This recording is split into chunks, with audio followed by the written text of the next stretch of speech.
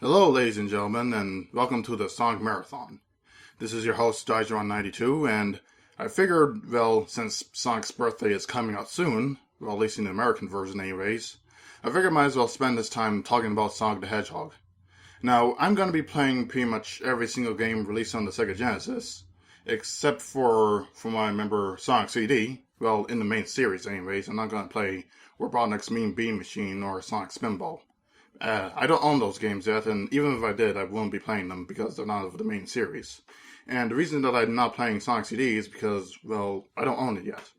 I'm planning on picking up a Sega CD and playing it though, maybe during a different time, but right now we're just going to show off the Genesis titles. Now, before we get started, I figure I might as well show off the box art for each three of the versions. Now, the American version is pretty much the version that everyone in the Western world knows the most. It's pretty much Sonic the Hedgehog. You know what you're expecting. It's, you see some loop-de-loops in the back, Sonic the Hedgehog right in front. Nothing special. In the European version, it's a bit more stylish. You see Dr. Robotnik in the background, Bunny, Flecky. But the art on the front is actually of the Japanese version. He looks a bit cuter and more Mickey Mouse-like. And the Japanese version is, from what I remember, pretty crazy. I mean, look at that. Have you ever seen that box art that explodes off the cover? That's what it looks like to me. Not only that, but have you seen the Japanese commercial for Sonic the Hedgehog?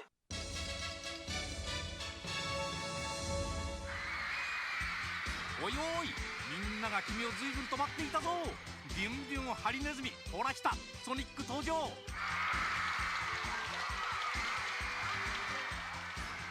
の面白さったらもう目が離せやしない。カットビアクションゲームソニック・ザ・ヘッジホッグメガドライブから。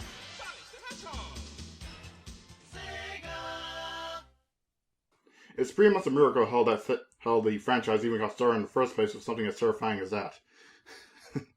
I mean, it's in claymation, and you know how claymation is. You watched those claymation cartoons before. If it's done badly, you're going to have nightmares. I really ought to show you the commercial, but maybe I'll edit it in, but seriously, it's really scary. With that said, let's get started.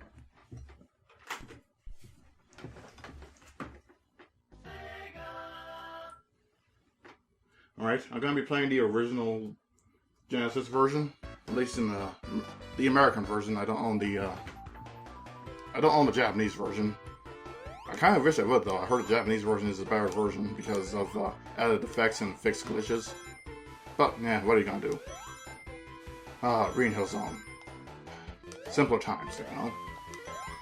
Sonic the Hedgehog was pretty much, he was the only character in this game, and you can't help but think that that's either a good thing or a bad thing. Because it can be done right if you know what you're doing. The problem is that Sega, when they were developing those characters, they didn't know what they were doing. I mean, you know about Sonic Adventure and how Big the Cat and E1-2 Gamma almost ruined the game? Well, not E1-2, I thought that the gameplay in that section was pretty good, but it wasn't what you expect out of a Sonic game. But pretty much everyone hated Big the Cat. I mean, come on.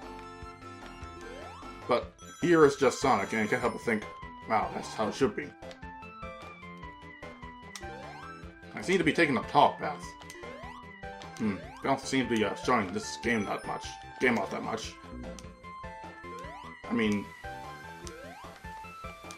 usually I just go through the S-tubes at the bottom, but I guess that's not what I'm doing right now. Nice, I got an extra life. Extra lives are somewhat hard to come by. Well, they're not any more hard to come by as it is in the early Mario game, but you still should make a priority to collect those because the latter stages get a little hard. Well, they do get a little crazy with the level design. Because the game ends up throwing a whole lot of stuff at you where you can't help but think, oh, how am I supposed to know that? Especially if you're going as fast as you are. Now, the reason that these special chases look a bit trippy it's because I think the designer of this game, either Yuji Naka or Naoto Oshima, he had a stomachache while he was developing the game, and the rest of the developers thought that was funny, so they made it so, I guess they played therapist and like, what did you see when you got a stomachache? I saw flying polygonal fish and birds and ugh. But, you know, if you're watching this, I remember hearing about this and I was like, yeah, sure, a stomachache. That's what it was. You're not fooling anyone. So, yeah, in terms of drugs influence in video games, I remember I was watching a documentary on the history of Atari because I really love the history of video games. As a matter of fact, that's kind of the reason why I'm making those videos.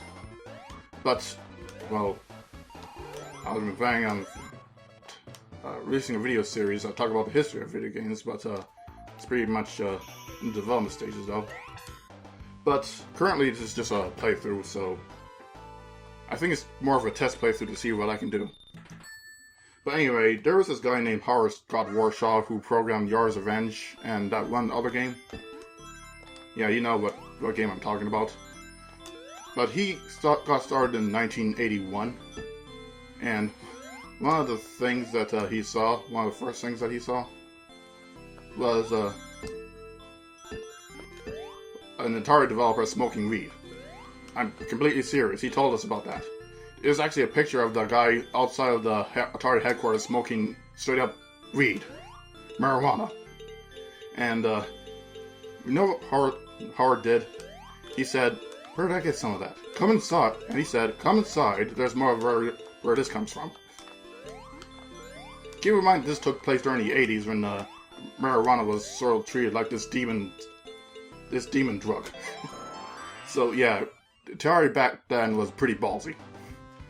And, you know, I think it's one of the reasons I talk about this is because it's one of those life-changing, well, not life-changing, it pretty much confirms everything you knew about video games back in the 80s.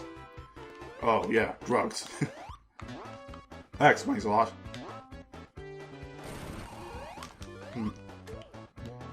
Green Hill Zone is pretty much an excellent introductory stage. I always wondered that, well, I think everyone who has played Sonic the Hedgehog and played and recorded it don't really talk about the design that much.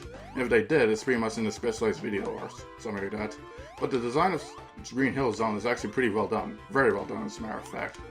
Because, well, you have to think about the design philosophy that went into these levels. The loops in this game were an obstacle. They weren't much of an obstacle, but they were an obstacle they had to go through. The reason is because momentum is a huge part of the gameplay. You actually had to build up momentum in order to make it past certain parts of the stage. Like here.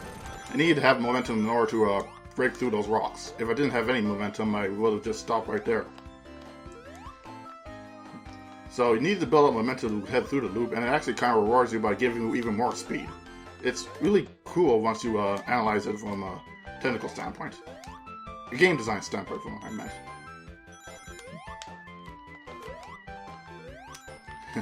And here I am about to make this boss...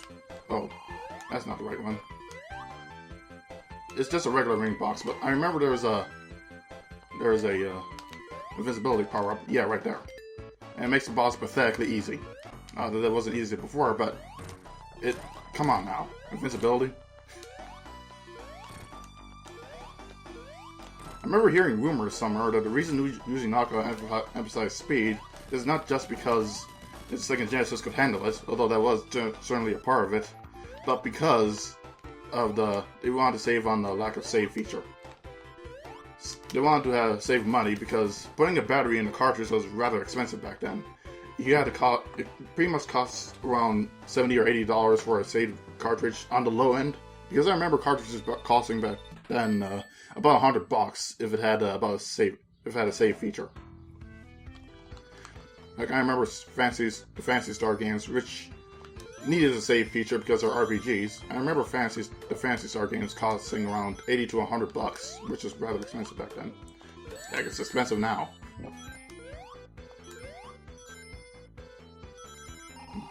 Anyway, we figured that, okay, if the person's got a game overlay in the stage, they can just speed through the stage and master it so they don't have to worry about going through all that over again. Ah, the speed shield power-up. You know, I love the shield power-up. It allows you to be a bit more reckless while at the same time not have to worry about your ring count. Of course, you still have to be careful, but definitely relieves the stress a bit. The ring health system is, from what I remember, it does have its upsides and downsides. Relying on the, well, it emphasizes you not getting hit, but I think the requirements for not getting hit are a bit ridiculous considering how many hazards are in the stage. Especially in the later stages when it's almost impossible to keep a ring count above like 10 or something. I remember going through Scrap Ring Zone and was like, wow, so many. Alright, who angered the developers of the Scrap Ring Zone stage? Oh, yeah, here's a secret here. Oh, nice, 2 lives. Yeah, that's a pretty well hidden secret. There are tons of secrets in this game. Here's one of those hazards where you kind of have to play the game in order to see it coming. This is pretty much concealed by a camera, so you had to come on, there you go. So you had to look up.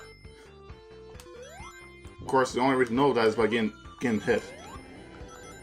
Marble Zone is one of those stages where it's there's barely any speed or slopes to get anywhere.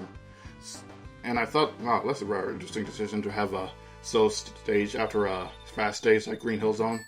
But at least it was better than the original idea, which was to have Labyrinth Zone, a water stage.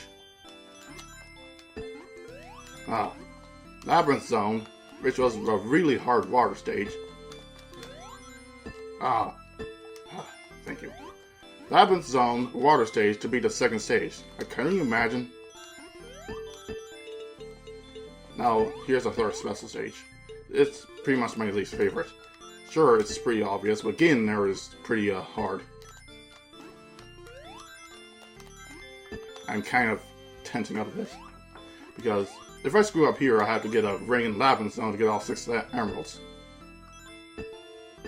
Or if I screw up at least once. So all these R blocks, they really make this much harder than it needs to be.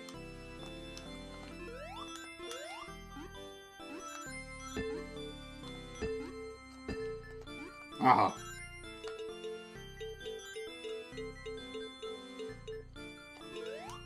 Come on.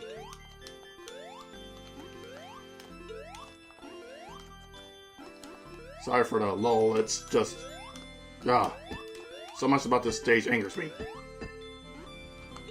I think I got it now. Come on. There we go. Thank you. Whew. The only other special stage I have to worry about is special stage 5, which does throw you off if... Oh, sorry. Which does throw you off if you're not careful. Other than that, the rest of the special stages I can complete easily.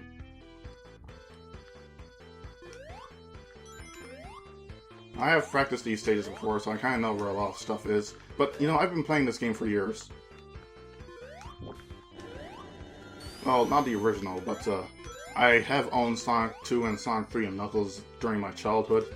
So I was christened by the Sonic gods, so to speak, back when I was a child. I think I played them when I was about 8 years old. I remember waking up early just to play some more Sonic. Oh, man.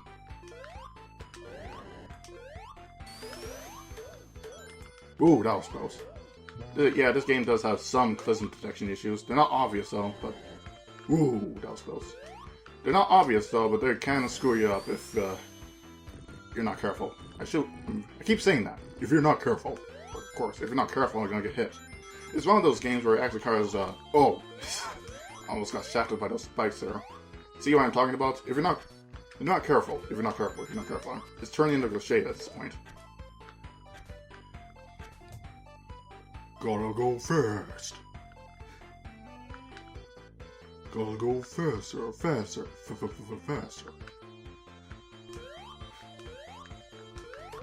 Blast processing. Eh. I'm just saying random things at this point, but, you know, people keep talking about how Sonic's all about speed, but, you know, it sounds crazy coming from me, but I honestly disagree with that. It's about momentum, not speed. If you just keep going fast, then, well, you're gonna get hit in this game. It's just simple as that. Speed is, basically, it goes hand in hand with recklessness, and everyone knows what happens when you go reckless in a old game like this. You're pretty much giving the game carte blanche to mess you up. Another secret, but you kind of had to be patient in order to get back from here. In the latter games, they pretty much made Sonic all about speed to the point where, you know, it ended up being some sort of gimmicky trick game. Like, nothing against Sonic Heroes or Sonic Generations, but they differ pretty fundamentally from the originals by having you to perform tricks while going fast, which, well, pretty good in gameplay it's just not the same as this. It's basically careful platforming and momentum that you have to earn through making use of the physics engine. Speaking of, the physics engine is very, very good in this game. And it kind of has to be because of the momentum system. Like, you go down when you're on slopes. And I think this is one of the very first games that has slopes in the first place, and you actually go faster when you go down the slope. Oh, that was close. Don't want to lose my shield. Suddenly, I'm one of those people where if I fail once, I fail like 3 times. It's like, okay, I have to be like lucky at this point.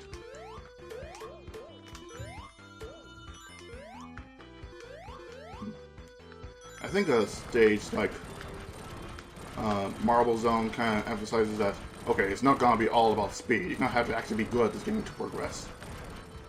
I think this is the only time in like the entire history of Sonic games where you can actually get to 10,000 points by just destroying stuff. Oh, there we go. Of course, you can skip all of this completely by using the invincibility. I actually recommend you do that because there are tons of hazards. The Calicaros are like the worst enemies. I mean,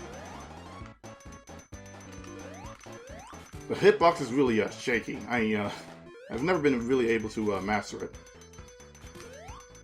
Not only that, but I remember hearing stories about if you roll into a one-to-one too quick, you actually get hit regardless. Rolling into a Calicar is a preferred method of destroying them, but still. Once again, I think it has something to do with archaic technology.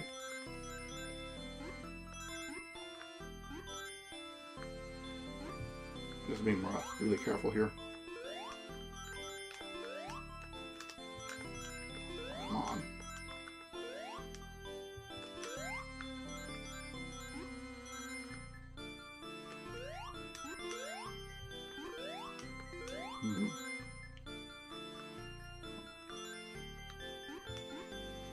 Special Stage 4 isn't that hard.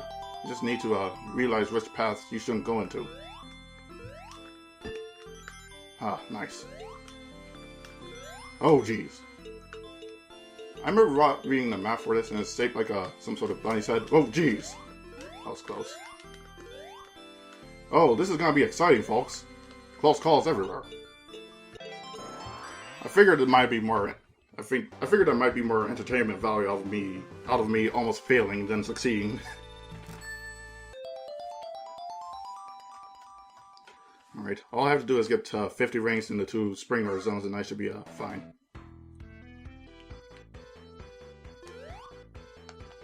Not that hard, I say. Yeah. So, the development of Sonic the Hedgehog kind of began when...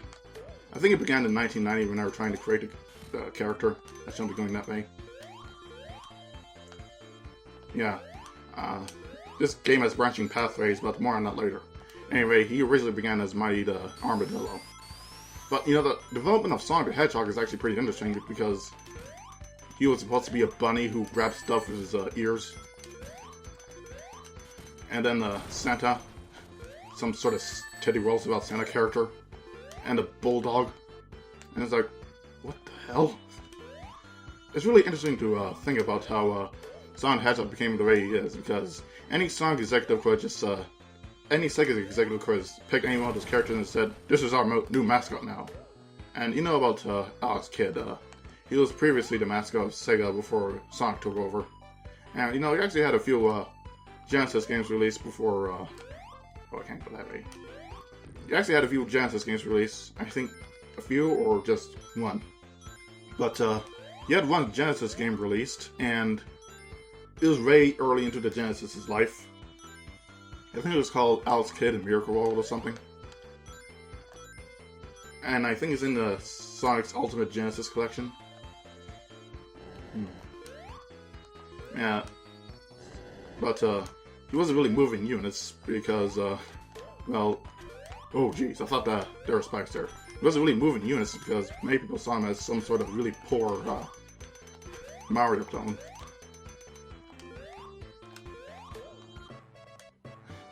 Well, lucky that I knew there was a secret there. Otherwise, yeah, that was completely intentional. I wasn't just going in there hoping this was a secret there. Anyway. So, he wasn't moving units, Alex Kidd, so he ended up being replaced by Sonic the Hedgehog.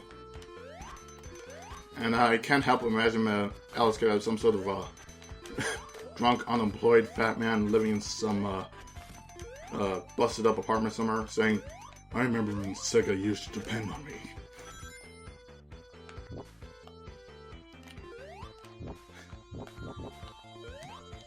Now that blue bastard eventually took my job. I'm so glad his career is over now. Well, okay, he still has a career, but seriously, how do you recover from Sonic Boom? Especially when there's a new Sonic Boom game coming out. You're not giving up on him yet.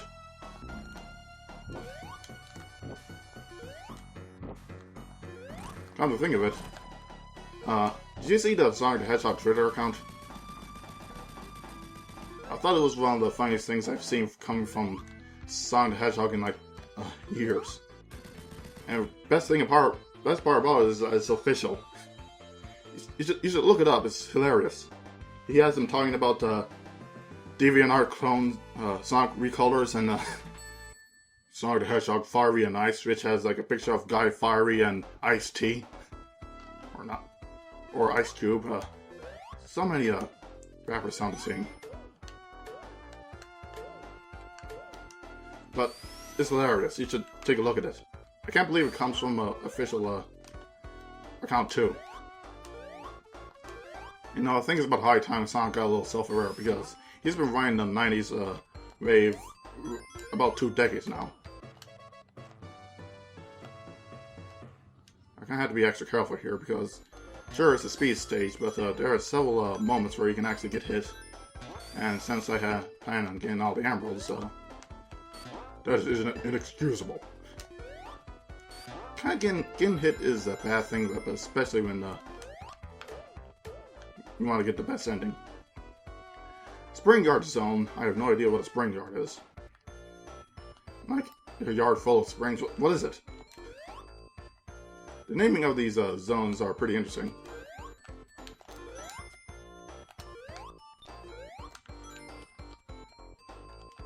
You have to be quick about this too, because... well, if you don't, that platform will leave you behind, and you don't want that. Well, you do, but you'll take the worst. It's not the end of the world if you miss it, but you do take a less optimal path. CPU. Yeah, the programmers really love the Genesis processor. It's a Motorola 68000 processor, which has 32-bit data bus, or actually has a 32-bit address bus with a 16-bit data bus. No! Oh. Ah, that hurts. No, screw it. Not taking this sin down. Oh, checkpoint.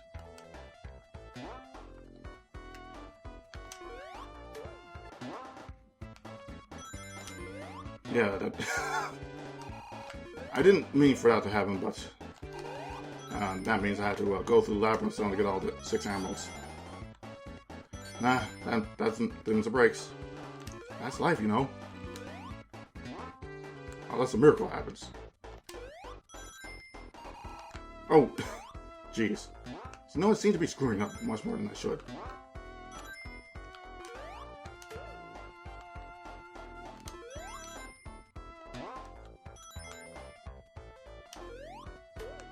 Oh, actually, I might make this. Ah, yes. Thank you. That was a close one, folks.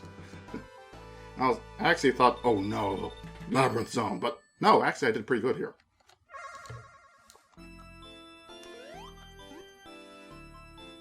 Remember, there's like something in the beginning that sends you oh jeez. Yeah, there's like a gold thing there. You don't want to go there. Even to the special stages to be the most tense. If I make it past this point, I pretty much all gravy from there. No! Ugh. So, on to Labyrinth Zone, I guess. Yeah, I'm gonna have to actually get 50 rings in Labyrinth Zone, and that's hard enough as it is.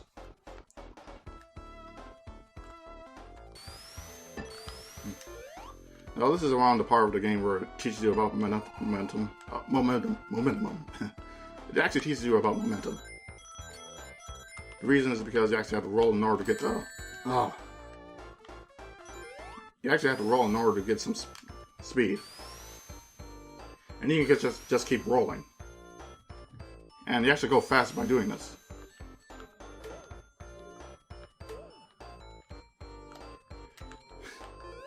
Yeah, that seemed fun, didn't it?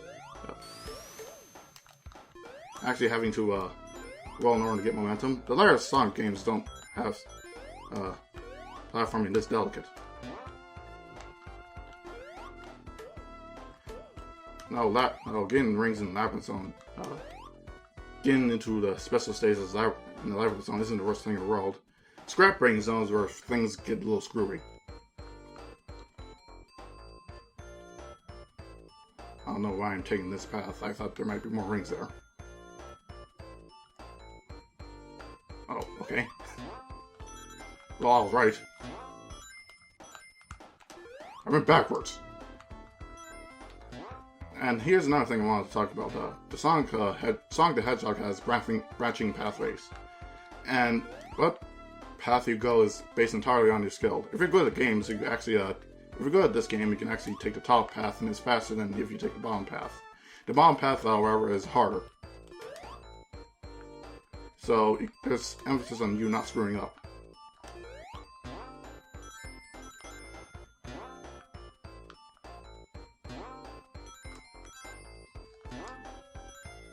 And I thought, and you know, I can't help but think that the latter Sonic the Hedgehog state, actually I do think that they rely on this a bit.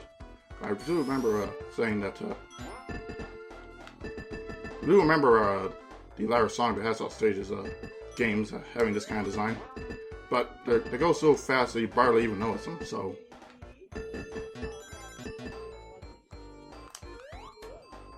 Oh, there we go. I hate this part of the stage, when you actually have to go through a whole lot of bumpers in order to get that stage, get that sphere, get that shield. Well, it's a sphere, technically, but...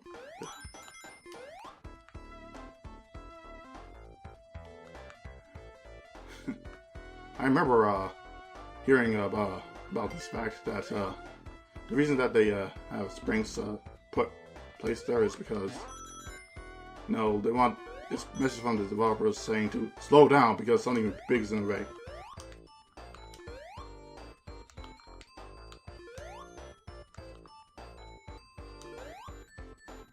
Something that might hurt you if you continue.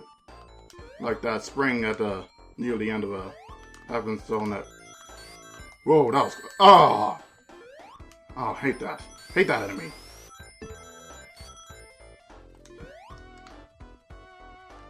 At the end of the stage 2, Yeah, that's a real ball buster right there. Yeah, you see what I'm talking about. Enemies that come right out of nowhere and hit you. I have no idea what that's called, but I hate that enemy so much.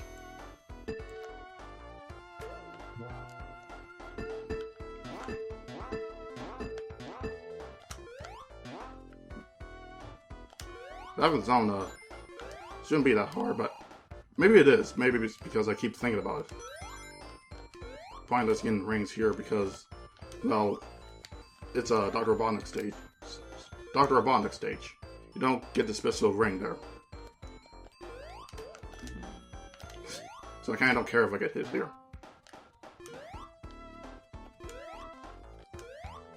I always thought that the fast stage, slow stage pattern was interesting because, you know, you're kind of looking forward to going fast again, but sometimes you go too fast that you just want to take a breather.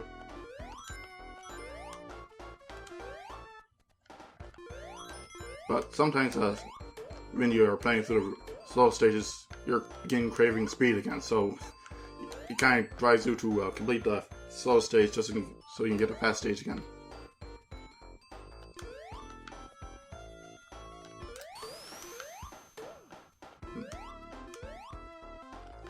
Now there are enemies that hurt when you jump on them, not like that one. I have no idea what that's called either. Oh, some Sonic fan I am, not knowing the names of the enemies. Oh nice, I'm pseudo Super Sonic now. Super speed and invincibility. The reason I say pseudo is because you don't jump nearly as high. This would be like some sort of power up to high jumping Sonic. How did you survive that?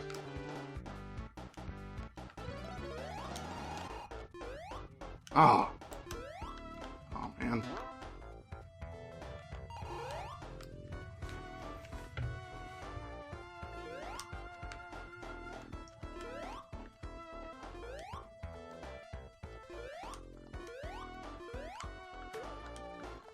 Sonic the Hedgehog 1 was developed entirely by Japanese developers, and I think it's the only game in the series that was developed entirely by the Japanese. Sonic the Hedgehog 2 was worked on by both Japanese and American developers. I think Mike Cerny, or Mark Cerny, I have a hard time remembering his name.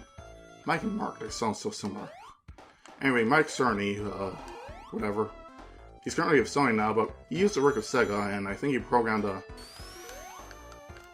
was on the programming team for Sonic the Hedgehog 2 when he was like 18, which seems like a dream job at that age. Like, I wish I ever kind of worked on a video game at the age of 18. And it's pretty interesting because the recent Shenmue 3 announcement, Yu Suzuki, who was one of Sega's biggest contributors and most well-known,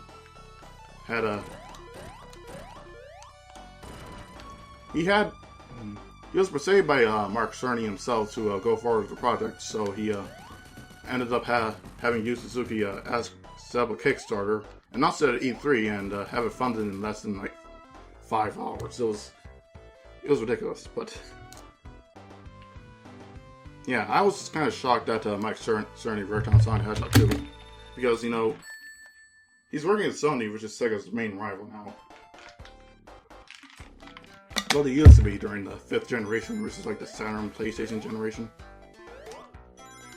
Oh, here we go. Labyrinth Zone. Always known as the zone everyone hates because water. And because the developers of Sonic the Hedgehog mistakenly thought that Sonic Hedgehogs can't swim. They can. You should see a video of it. Like, I'll hope that they watch the video so I can see. I actually hope that I've seen a video of them watching the video so I can see the eggs on the face. Like, oh dear. Made this game harder for no reason.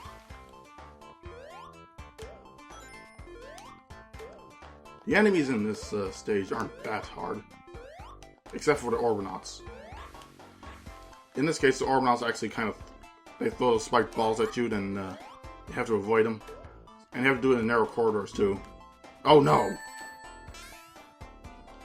Yeah, this game's a bit glitchy in the respect that what you just seen there is a spike glitch, which I think wasn't supposed to be in there, but it does make the game harder than it should.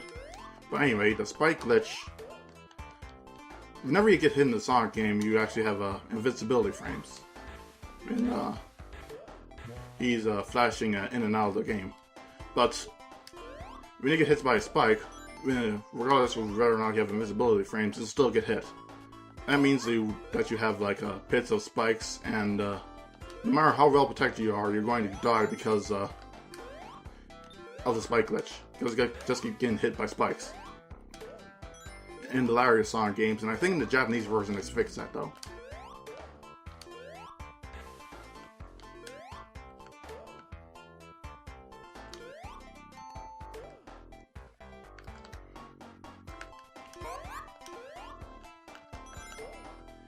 The reason that not many people like Laughing Zone that much is because it's the stage where everything has to be so slow.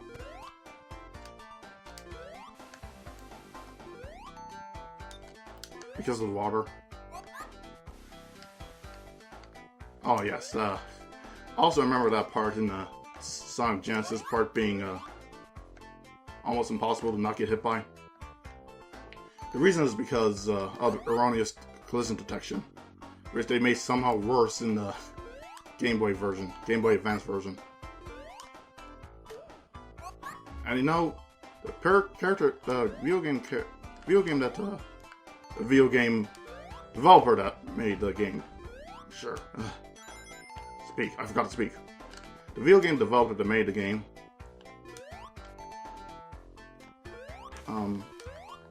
They have made good games before, Demps, but most of them are focused on the. They seem to subscribe to the Sonic has to go fast, no matter what philosophy. But he still had to make it an actual video game, so it actually ended up putting in hazards that they shouldn't.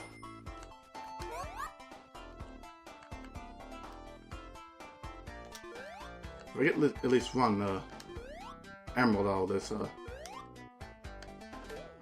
I should be. I'll probably be really happy because I don't have to worry about getting them all in like scrap rain zone and stuff like that.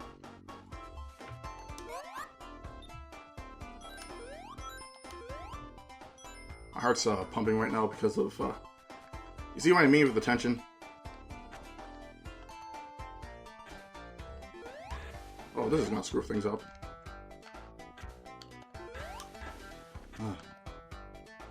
See, because Sonic changes the momentum whenever he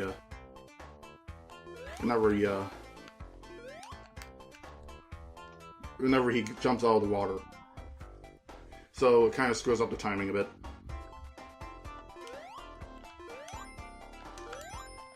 Oh, jeez. I knew that was there, but I almost got hit by it.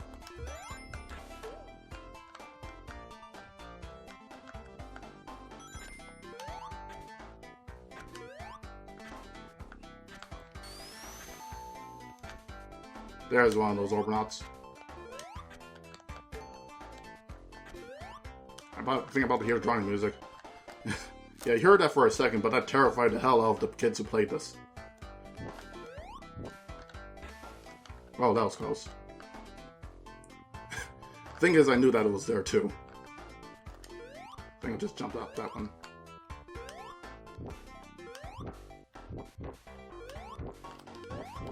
Whoa, that was close. So many close calls today, including that one.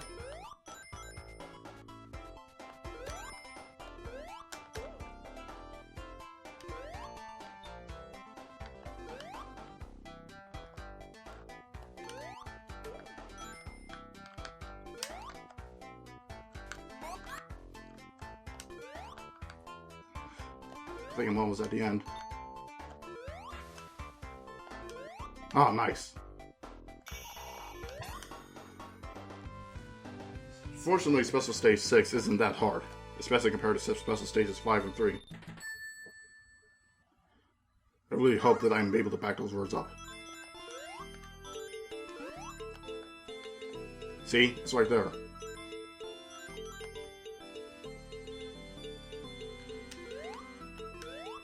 Oh, no, you don't.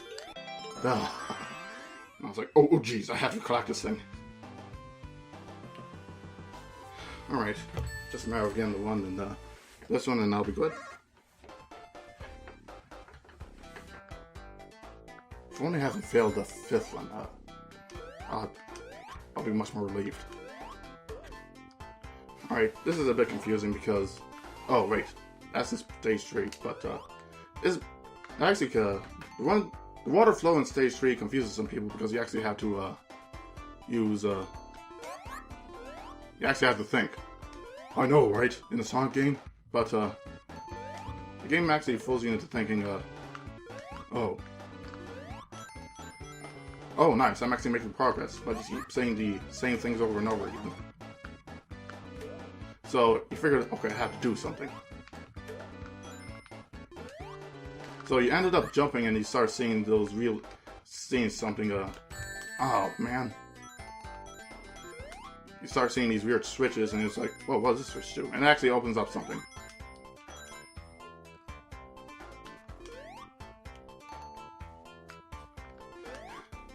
The thing is, those puzzles are actually, they do make a comeback in some later stages. Like, I don't know if Metropolis Zone does this, but I don't know if Metropolis Zone does this, but I do remember encountering that kind of stuff in Untitled Zone. Where I actually had to jump on the opposing sand flow in order to make it past the current. Excuse me, in order to make it past that section.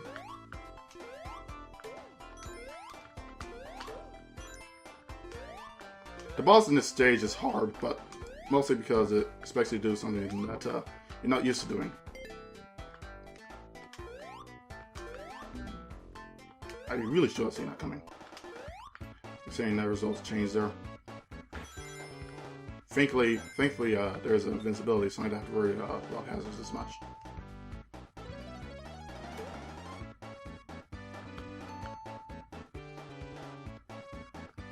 I think I'll just stop there though. It's you moving so slow that makes it harder than it needs to be. I can see right there. Oh jeez.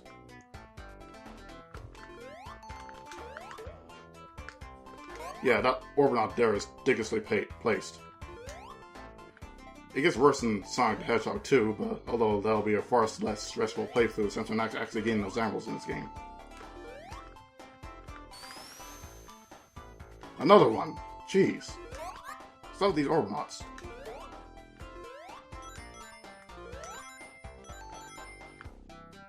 The worst part about it is that those Orbinauts actually don't get hurt. Actually, I think they're impossible to hit in like a Starlight Zone because they're completely surrounded by spikes, which you have no way of hitting without getting hurt yourself. These ones are actually, well, they're possible to hit, but right until you have to avoid the initial spike balls that they throw at you, so it's kind of a trade-off.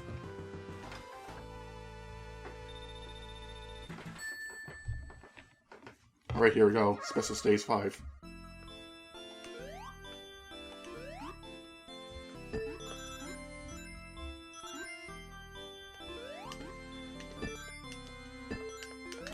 Probably gonna be silent here, so.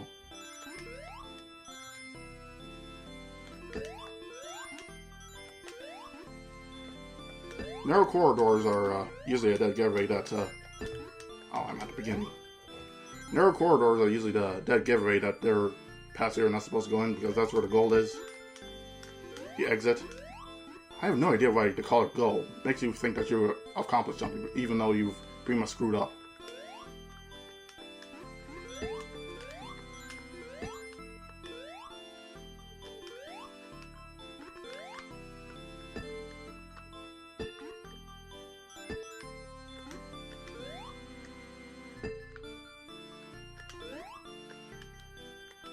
Way too much time here.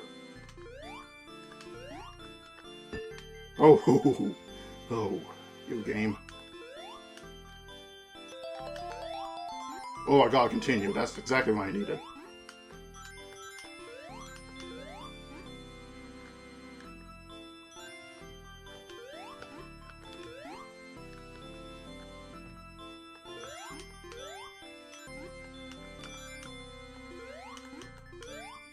Go ahead.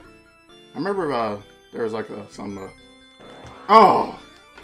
Alright, I'll go ahead. Guess I'll get that one. Those peppermints misled me. I was about to say those peppermints lead you, were supposed to lead you to the emerald, but I guess in this case they lied to me.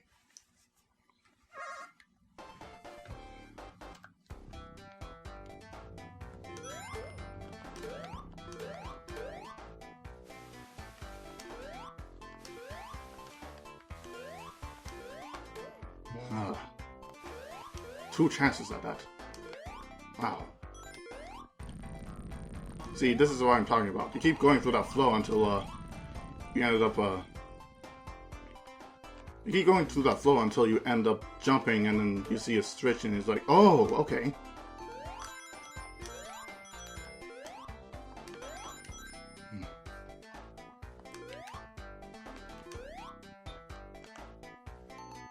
It's always the water, I think this is a video game that made people hate water stages. Because, come on now, it's pretty obvious. Sonic was not meant to be in other water stages. And you had to keep adding them because it's like in the unwritten rules of gaming or something.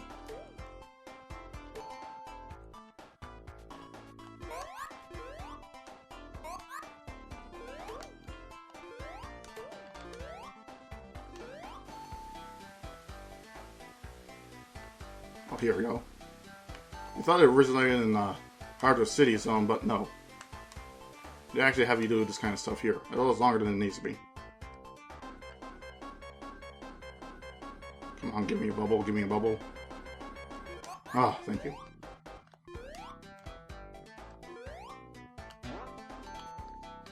Oh, getting that stretch is just... Ugh. I have a hard time getting that one. Especially if the drawing music is playing while that section is going. I actually drowned here in my practice run. But then again, that's why it's called a practice run. I'm allowed to make those kinds of mistakes. Not messing with that orb or not.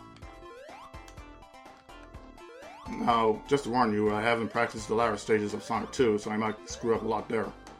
But then again, those reactions might be a little bit more raw, if you know what I mean. Oh, I almost slipped off. And now I just have to keep going up. You have to race the water. There's nothing over there, I just found that out. Why didn't I go over there during my practice run? Wasted, like, a few seconds of my time. Which means all the world in this game. You don't know. You don't know. I kinda need this. Here's the boss I was talking about. The boss has to rely on stage hazards to kill you.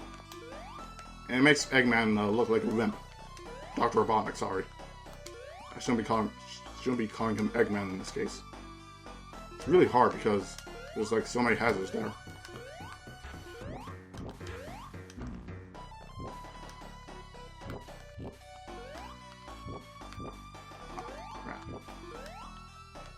Oh, nice. I made it through there without getting hit. Finally, like, the hardest part of the stage is hardest part of this game is done. The nightmare is over. Really quite a score.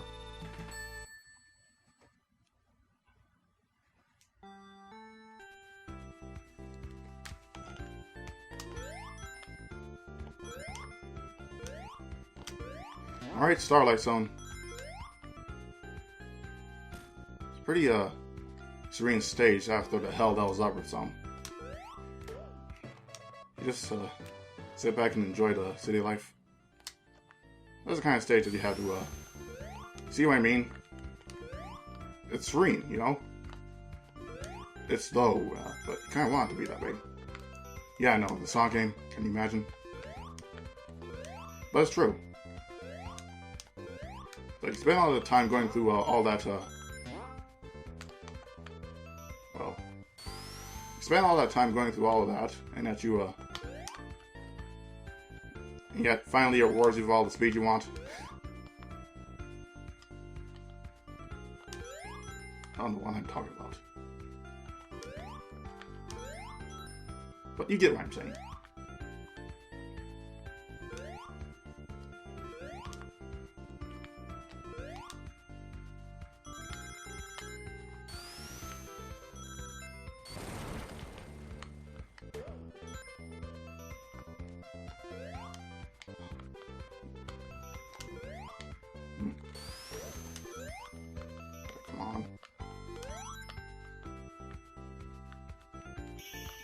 Alright. Third attempt. I hope third time's the charm. I'm completely psyched for this.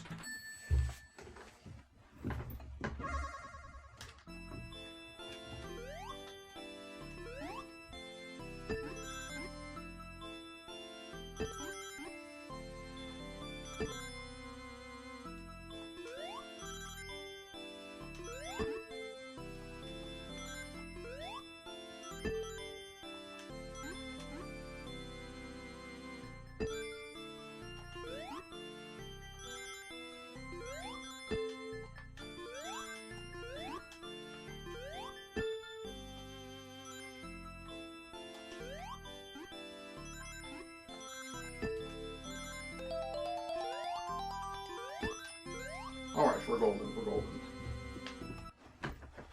Sorry, I had to sit down. But I think we're golden. Just don't need to scroll up here.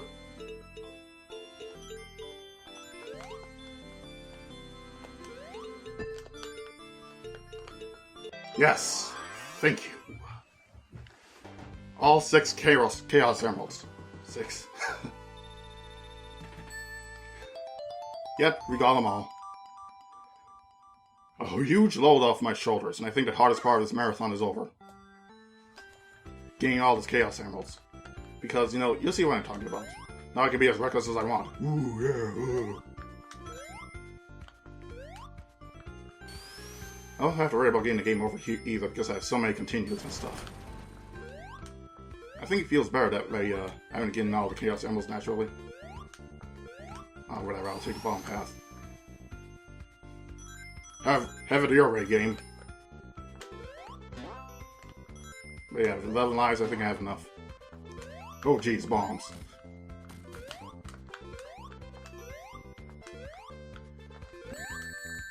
There's always that one special stage in all the classic Sonic games that always screw me up.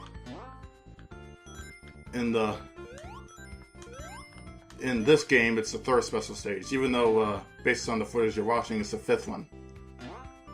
But, I remember going through all the practice ones and, ooh, jackpot. Dear Diary, jackpot. Watch me lose them all in, like, some sort of nonsense, level design thing. But anyway...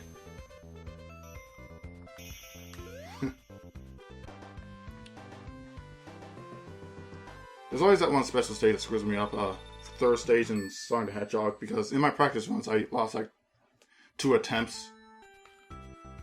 And you're probably thinking, oh, it's the 5th attempt. But no, it's a 5th one, but no, it's the 3rd one. Because it's so hard to get that Chaos Emerald.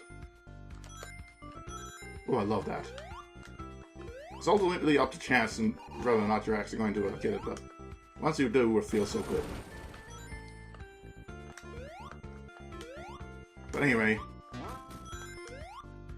in Sonic 2, it's the 7th, because what mind possessed them to randomly place rings everywhere? Right in the middle of a minefield, no less. You're gonna lose every single one you collect, and you'll be lucky if you come away with 10. And even if you do, you're gonna lose them all on the next one anyway. The next mine you run over.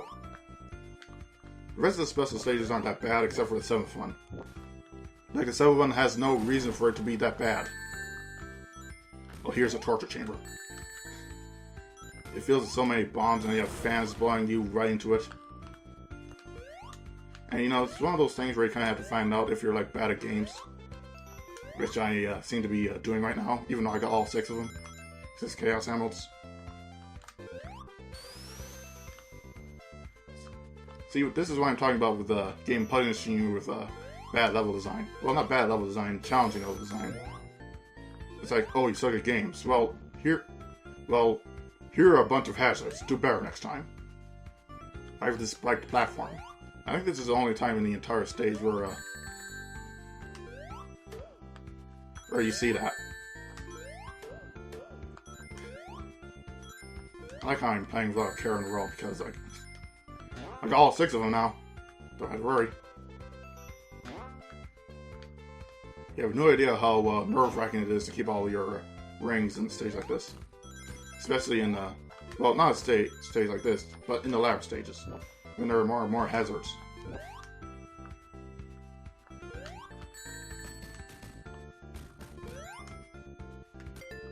Ah, nice. Boss time. I like this boss. It actually encourages you to think and have fun while doing so.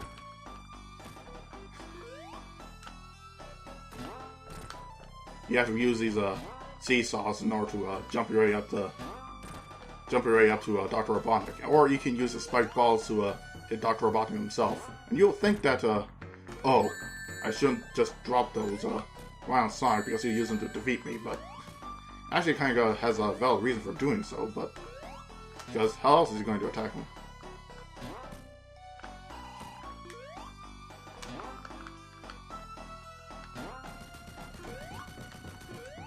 And that's the end of that chapter. Onward to Scrap Brain Zone. The hardest stage in this game, undoubtedly because of the sheer amount of hazards and garbage level design. I mean, seriously, the game throws a lot of garbage at you that you don't know what to do with it all. Here's something that trips a lot of people up. That is a bottomless pit down there. You can walk down there and die. And it actually lures you into the rings, but are you seriously going to be dumb enough to get those rings while risking your life? No, thought not. I sound like the AVGN there. Were you seriously suicidal enough to get those rings?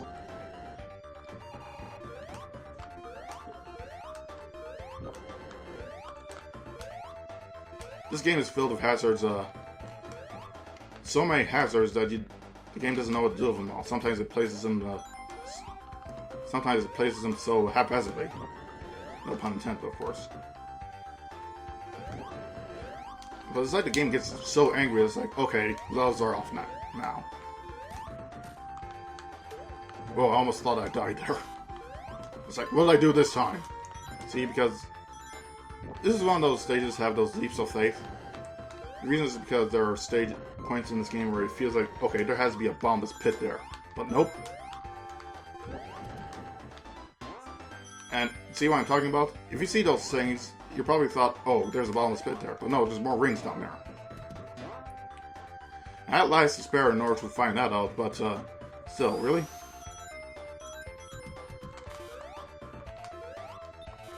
And this part also kind of confuses me because,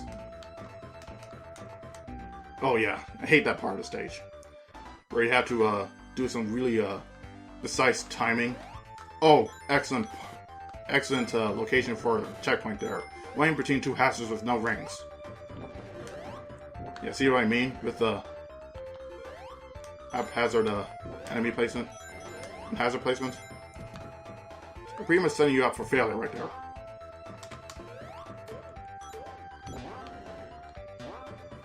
Come on. Oh, there we go.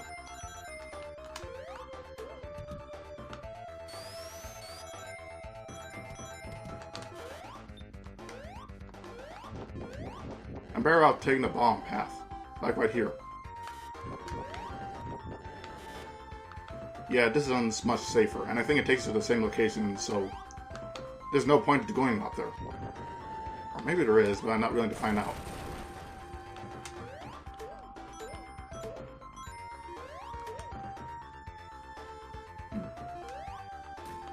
Ah! So close.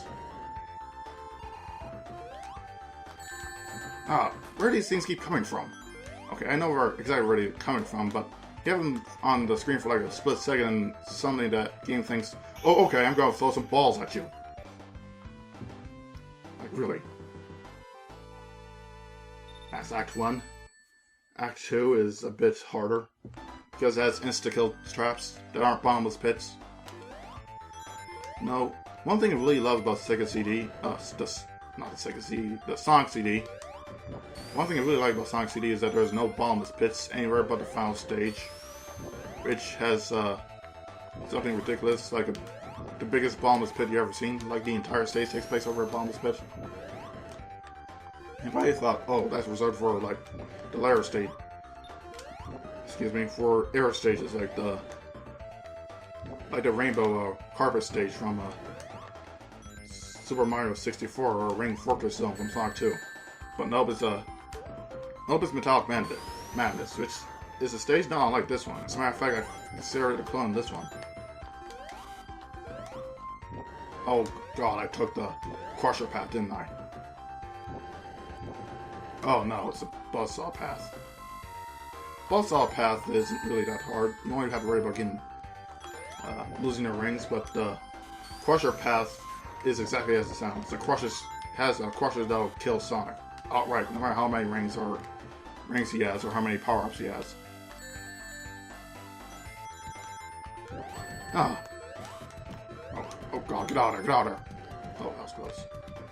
Oh, look at this. Really?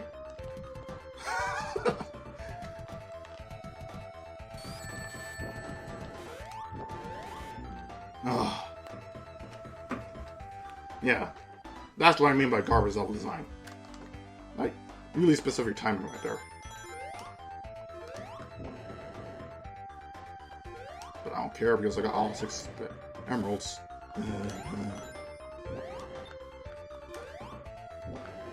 There's a lower path. I don't know if it takes you to the Crusher path or not. No, it takes you to no, it's the same path I went to the last time. Sonic 2 gets a bit.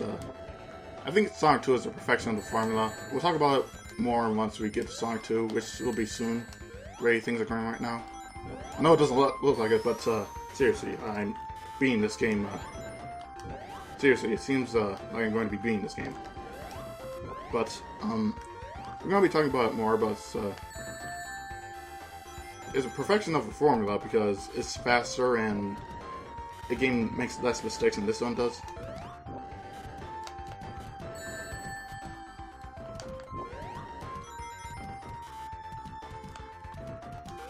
I really wish I had a spin dash here. Like, this is one of those moments, you know? But no, you have to gain momentum the hard way. Ooh, that was close. That was sheer luck right there. Like, you kind of have to hope that it goes away right in time. Oh, I thought there was a bottomless pit there, too. I'm so, apprehended by, some of these hazards that, I can't really think straight anymore. Like, I'm really paranoid about this stage, but can you blame me? The game has the worst enemies, the worst kind of level design. The only good thing I can say about this is that it's not a water stage. The Abath Zone at least has that. I think there's a crusher here. Oh, okay, how are you supposed to get through that fucking hit? Yeah, there it is. You can run through it really quickly, but end up getting crushed by that thing because, well, how dare you be fast as Sonic? It's ridiculous.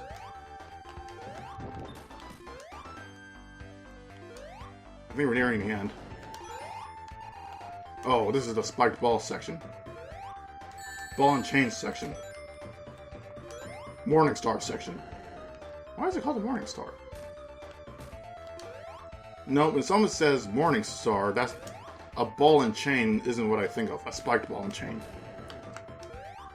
But yeah, they actually named it that. Don't mean to make this about Riddles and Warriors, but yeah, seriously. Ball and chain, really? You got all these weapon names like Excalibur or Masamune, and then you got, oh, Morning Star. Can't wait to destroy you with my Morning Star. No, forget it. I don't care. This stage is nonsense anyway. I'm glad to be done with the second act. Only one act left.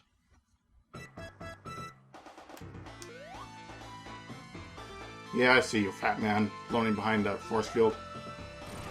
Remember when I said that Sprite Brain Zone didn't have water?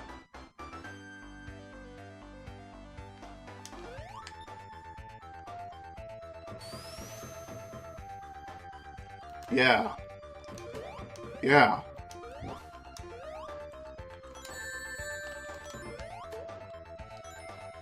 Yeah, look at that. spoke too soon, didn't I?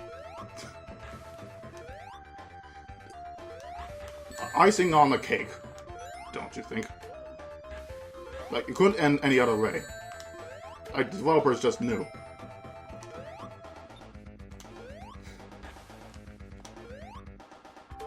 This is basically Labyrinth Zone Act 4, if you can call it that. And, you know, I can't help but think, the water's purple. Is this where the Megamuk came from? From Chemical Plant Zone in Sonic 2? Oh no, I took the bomb path. I had to make it all the way up there, didn't I? Do I? But yeah, the water's purple. So is the Megamuk in the Chemical Plant Zone. Oh, I really thought I got hit there, but... I'm not complaining about it. I'm happy that I didn't get hit there. Really need some air right now. Get in there.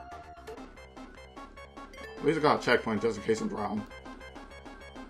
Oh, that was close. This game goes overboard the Morning Stars. That's what I'm calling them from now on, the Morning Stars. Usually calling them the Ball and Chain, but no. Morning Stars.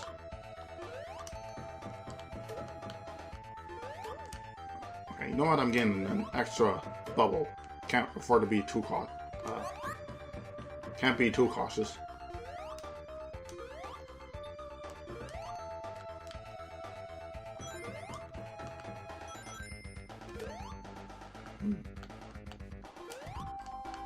Ugh. Oh! Come on, give me some air! Come on. Ugh. Ooh, that was a close one, folks. Like, you do not know tension until you've gone through that. That will scare the hell out of me if I played this as a child. I didn't know, but here's an interesting thing that I went through during my childhood. So they went to the local Funko Land. We went to the local Funko Land, which is now GameSpot. And they were selling either Sonic the Hedgehog 1 or Sonic and Knuckles. I already own Sonic 3 and Sonic 2. But I figured, okay, what will be a better decision here? Play this game when they're still trying to figure things out, or a game that is a third iteration and is pretty much the best Sonic game ever made, in my opinion. So I chose Sonic and Knuckles. And I ended up having a hell of a time. I don't regret this decision. I don't regret the decision because I was eventually going to be playing, oh crap. Come on, get out there. I'm screwed. Oh, that's not a glitch I see out often. Got sidetracked a bit, but nah, no harm, no foul. I lost a life, but no foul. Only in video games do you say sentences like this. I lost a life, but I'm okay. I think this is pretty far back too. Am I going the opposite direction? I am, aren't I? Darn it.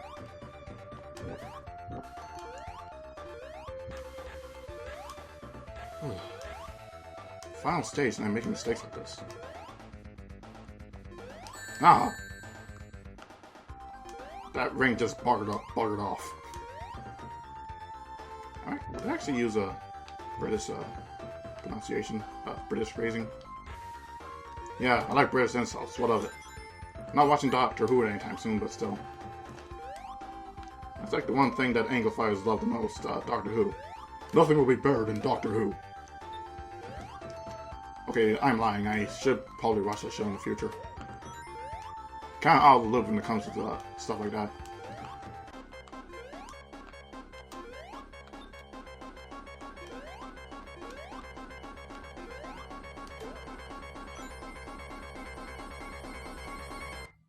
No! And the air bubble right there. This game's making fun of me. Can't help but think that.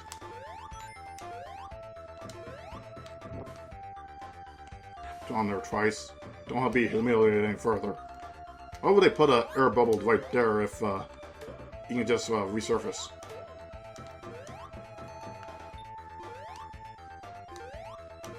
Gotta be as fast as possible. Never went down this path, that's why I'm sucking today.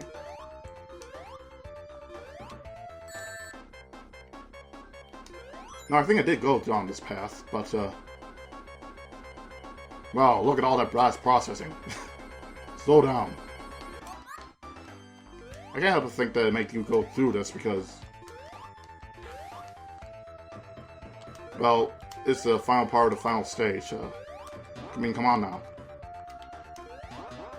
Alright, Dr. Robotnik time, the final zone. You had to go through this without any rings. You kind of had to be lucky, though, because he randomly appears in one of those pistons. Sometimes he might appear where you are, sometimes he doesn't. If he doesn't, don't worry about it. You have 10 minutes, you know. It shouldn't take that long to beat that boss unless you play like a snail or something. But then again, if you're playing like a snail, why are you playing a game like this?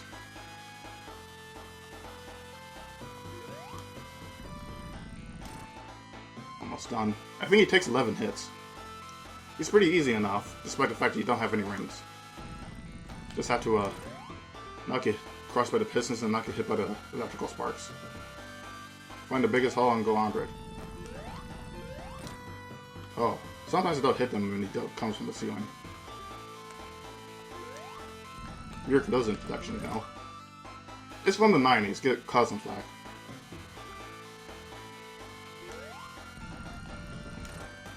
Yes! Finally. Now I get to do this. Urgh! Yeah, felt good, didn't it?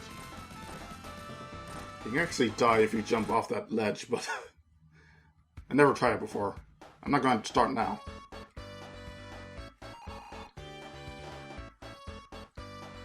And this is the best ending. Ooh, look at all these flowers. Ah, nice. Sonic's theme stuff.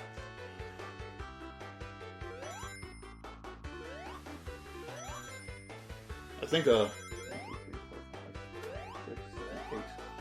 8 people worked on this. Carol Yas, otherwise known as Hirokazu Yasuhara. This is made around the time when video game programmers were only known by their nicknames. Like, for example, Yuji Naka was known as U2 when this game was developed, so that's why it says U2 here.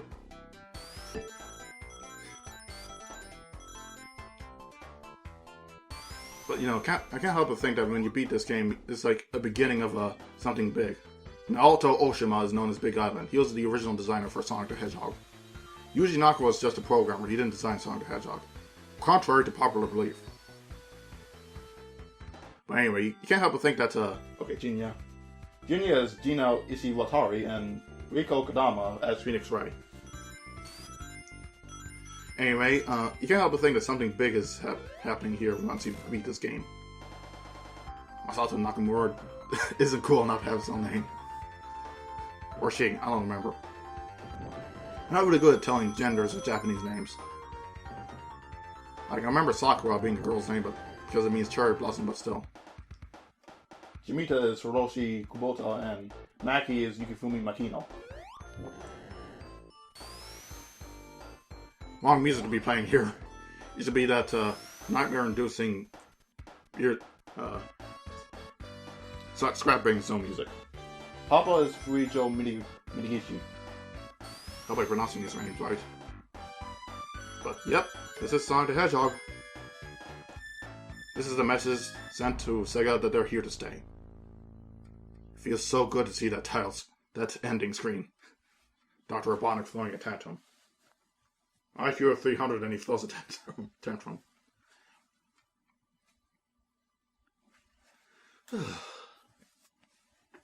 Overall, Sonic the Hedgehog is pretty much the second best-selling title on Genesis, and it's there for a good reason. It's the beginning of so many new things for Sega and for Sonic the Hedgehog for himself, because, you know, yeah, it's obviously it is for Sonic the Hedgehog because it's his first game, but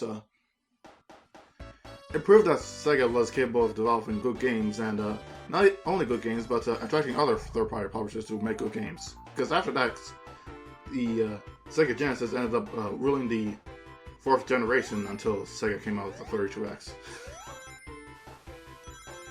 But yeah, those are the beginning of the glory years. Happy to have finished this game, but next is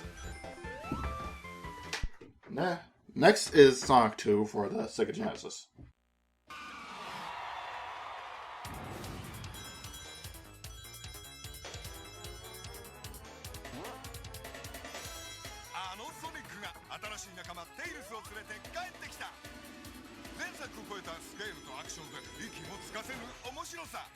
超ハラハラ超ドキドキの超音速アクションソニック・ザ・ヘッジホッグ2 Welcome to Sonic Land メガドライブから世界へ向けて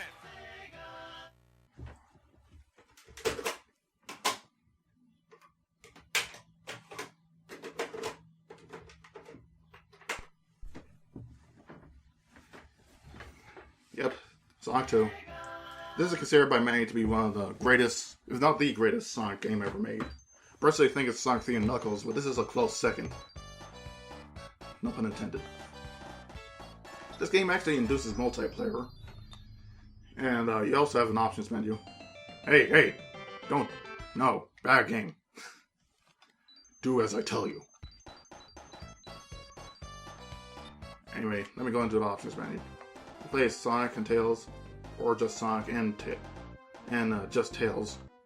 Many people who are trying to get all 7 Chaos Emeralds just play as Sonic alone because Tails also collects rings, but he also screws up the special stages by actually he follows right behind you in those special stages, but the timing is so exact that if you do it at the wrong time, you have to account for the delay in Tails jumps, otherwise he gets hit by the mines. I will be doing the special stages. I will be doing at least one special stage to show it off, but still.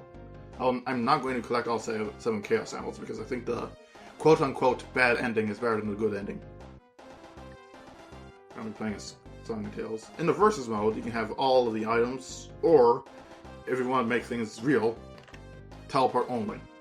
Because there's a power-up in the second player mode, or multiplayer mode, where it's a teleport and you actually switch places with each other.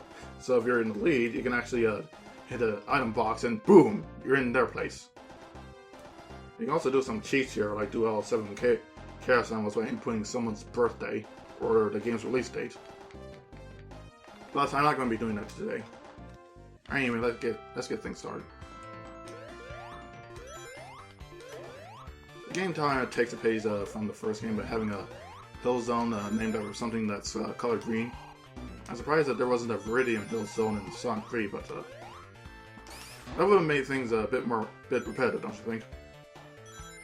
This game introduces Tails. The Japanese story explains that this fox, who happens to have 2 tails, that's why he's called Tails, his name is Miles Power. He saw Sonic running fast and decided to follow after him. No, seriously, that's his origin story. Imagine if there was like some sort of Sonic the Hedgehog game where you play as Tails. Excuse me. Where you play as Tails' origin story.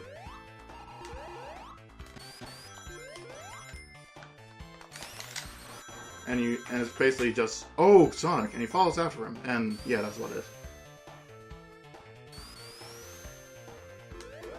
You actually they changed the continuous system in this game. You only get continues in special stages in the first game, but in the second game you get continues by scoring over 1,000 points by completing the act. Like that. So I'm going to be racking up a whole lot of continues because I think this game is a bit harder than the first, but no, I think they're the same difficulty in my opinion, but there's still some moments where it's like the game's going to get hard on you in the matter of if we get too far. If you have a second controller, I don't have one at the moment, but if you do have a second controller, you can actually play as Tails. Oh, that was nice. Give me a ring bonus and then push me into the spikes. I thought you were a greatest game ever, Sonic the Hedgehog 2. What's with this bad level design? I'm pretty sure they weren't anticipating that. Don't worry, the glitch does not happen in here. The spike glitch. Just Dr. Robotnik was possibly the easiest boss in Sonic history. Seriously, you shouldn't even get hit by this boss. If he's down to like one hit, he actually throws his drill at you in the fit of desperation. I think it does it right now, actually. There we go. That means he's about to, his machine is about to blow up. So, see, that's a good thing.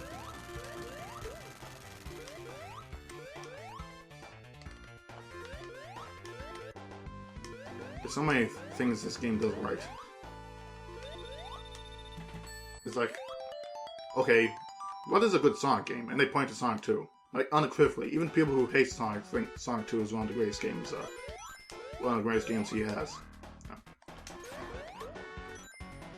I think I mentioned this before, but one thing they knew that they introduced is the spin dash. Which, if you press down, you get a quick boost of speed. But you have to be at, you have to be at the minimal speed in order to pull it off in the first place. Otherwise, if you're moving while pressing down, you just roll. So it's a kind of a good trade-off. I think it's the best move in Sonic history because it perfectly fits a game's momentum system like this, but it doesn't really break the game anyway. There's still be some moments where spin dashing is a bad idea. And I think this is a stage that was meant to show off the power of Genesis because it can load things really quickly. Go fast, you know. If you press right here, you'll go down a different path while you're in those tubes because, well, yeah, that's the general direction that you go while you're in one of those nodes or terminals or something like that.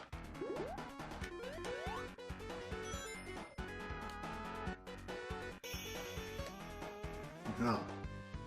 You gotta continue. You automatically get to continue if you finish the stage of over 100 rings. That and like an extra life. Like, how can you argue with that?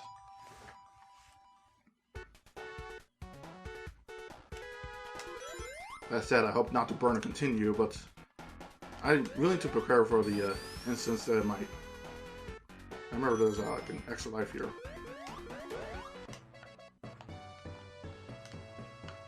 The spin dash becomes really useful in the stage after this, a product ruin zone.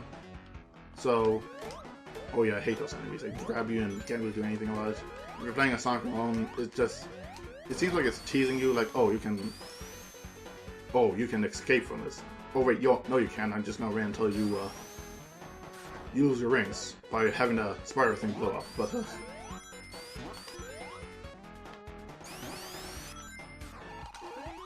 But the hit boxes in those things are really wonky, but they're not the wonkiest. The honor goes to a certain special enemy that,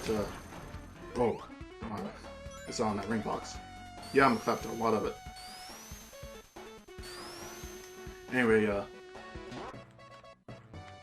one enemy that has it is in the latter stage, which I think is the second hardest in the entire game.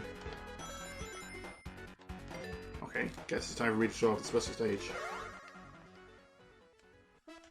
Yep, this is where the half-pipe special stage came from. If you play Sonic Rush or Sonic Advance or anything like that, or Sonic 4, that's where it originally came from. I love the music for this one. I haven't practiced these yet. I wasn't really intending on doing the special stages, so forgive me if I'm a bit quick in the draw, slow in the draw.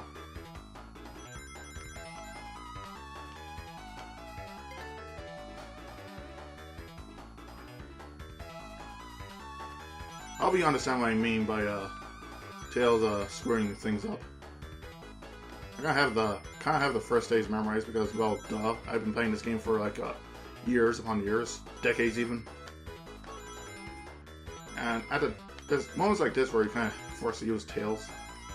because, well, you're collecting more rings, more areas where you can collect rings, but then he loses them because of the mines. I think this is a part of the stage where you actually encounter the mines. Yeah, but they're right up there, so you gotta be like a moron to get hit by them.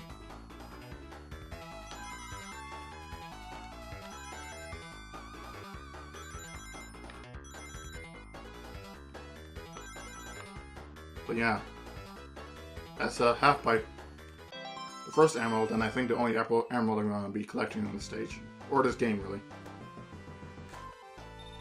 Gems bonus. Hold on a second.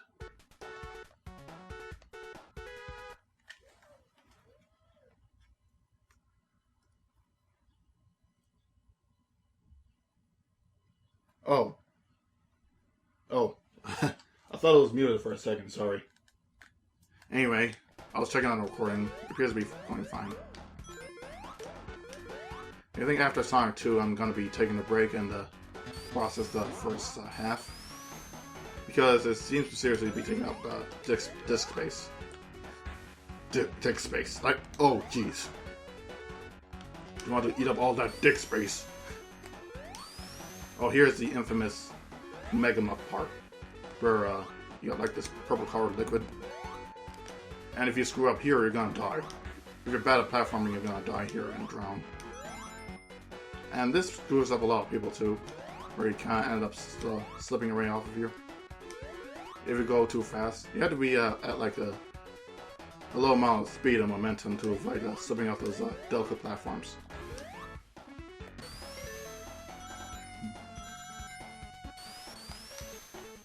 Oh, and just because the developers followed everything, they knew that you were going to fall off of there, so...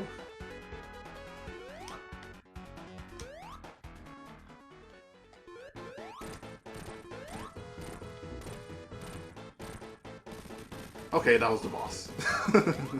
Oh! Whoa, okay. Guess I got a bit too excited there. That was a dumb mistake if I ever saw one.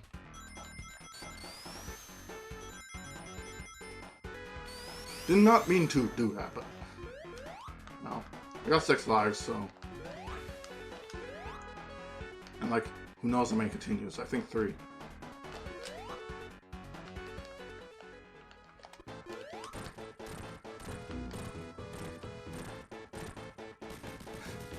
Yeah, I always kill the boss like this.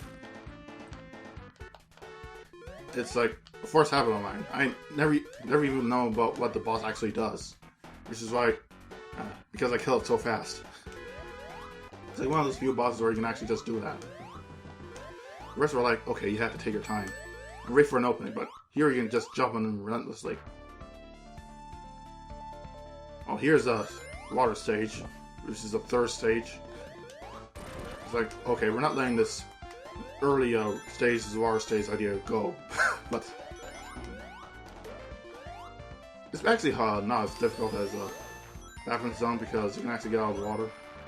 And it uses water as a punishment, not something mandatory that you have to do. And I think that's one of those improvements that this game has over the original Sonic the Hedgehog. Excuse me.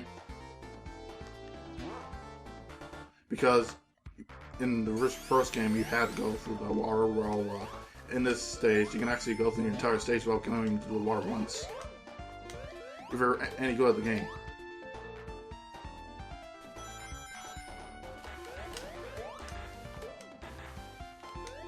This is where Tails can kind of screw you up because you can fall through those platforms. Wait, do I have the speed juice? I didn't even notice. Geometers can actually screw you up because, well, you can be going through the stages usually because, oh, you don't expect her to come out of the wall, but BAM! Here he is. And you suddenly lose all your rings. It's like, oh, what's up with that enemy placement? But you can easily solve it by just rolling. Which you can do by pressing down, by the way, just in case you don't know. I should actually be careful here. If you screw up here, you're going to be in the drink for a long time. Fortunately, I didn't though, so that's a good thing. Because I remember when I played for that stage, and it's like, I missed the platforms, and it's like, oh god, oh, that was close. But anyway, I ended up being in the drink for a long time, and it's like, and I'm never gonna be out of the drink. Here's a classic trick I like to do: the spin dash jump. Find a slope, spin dash, and then jump, and you'll be able to get a whole lot of height. It works especially well underwater. You'll be able to jump higher than anticipated because of the added momentum. I don't know if it's a glitch or not, but they never really removed it, so... Maybe it's because the engine is so delicate they didn't want to touch it. I think that's probably the reason why, oh jeez.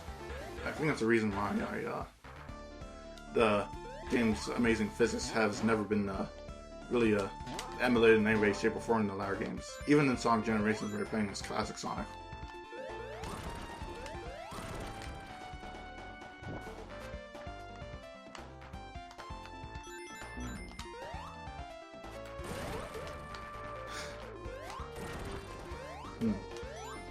Quiet Ruin Zone is, yeah, not much to talk about Quiet Ruin Zone, which is why I'm happy that it ended so quickly. Sorry about that lull, but then again, I seem to be known for doing that, so.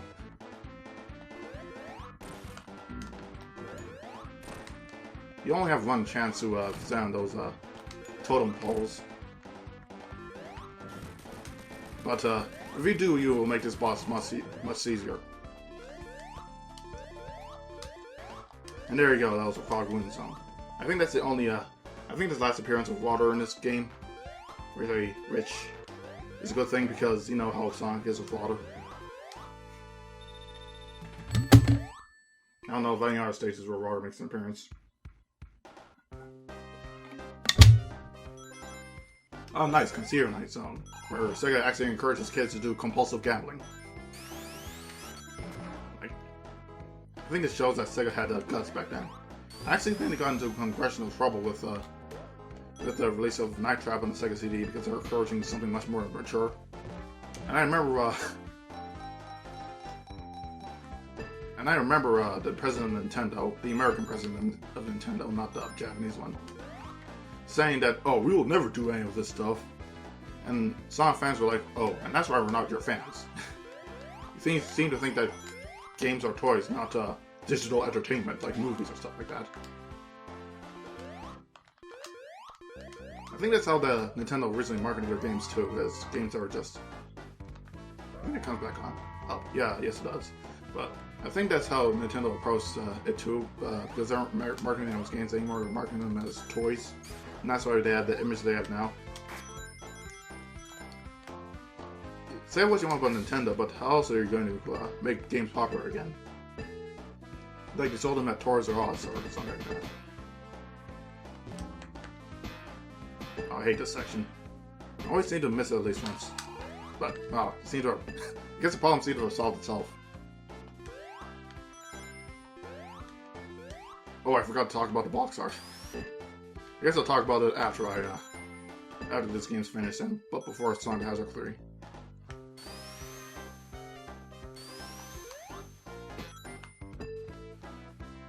I can't help but think that this is taken straight from the special stages because of all the bumpers and stuff, and flippers.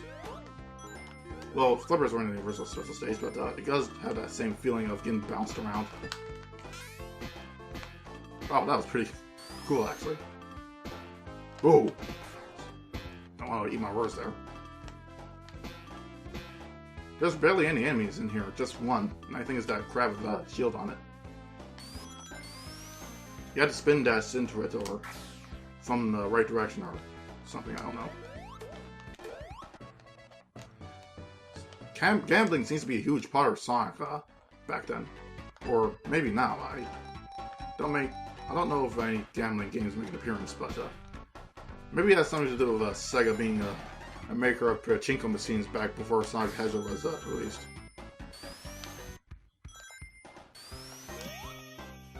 Like, because Sega used to be a distributor of entertainment machines in the arcades, and they were called and back then they were called service games, because they used to distribute them to the military, to people who were in service. That's what they're called, service games.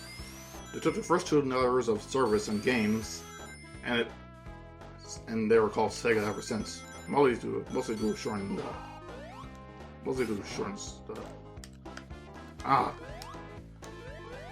to for purposes of shortening it. God, I'm bad at pronunciation today.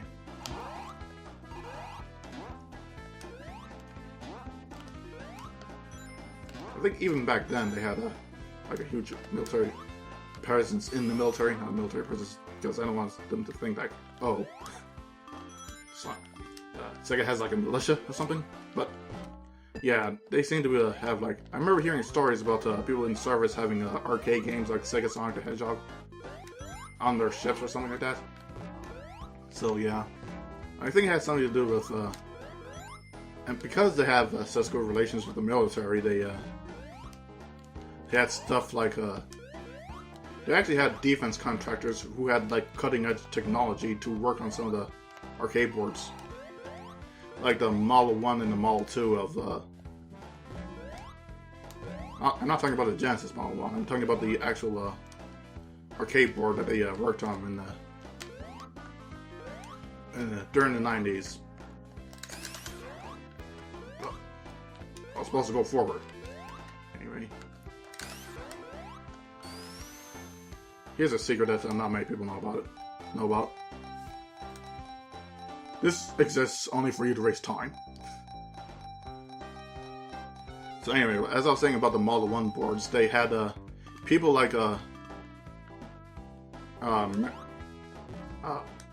Raytheon, I think?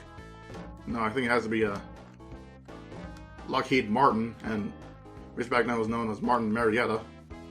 They actually had help from Marietta, and they actually had carte blanche to do that because of the good relations that they had with the military. So that allowed them to have something ridiculous like 3D graphics of Nintendo 64 quality in 1994. And actually does for some sort of philosophical discussion about the purposes of technology for either war or entertainment. Because if it's used for entertainment, it's like, well, yeah, it's used for entertainment, for enjoyment. But if it's used for war, it's like, ooh, like some red tape there. Like, that's gonna spark some discussion. Like, instead of engineers being used to develop machines that killed opponents for 10 cents a head, it was like, oh nice, we get to develop games now that people enjoy. I remember hearing about that in like a documentary I watched. I think it's the same documentary that I heard about the fact of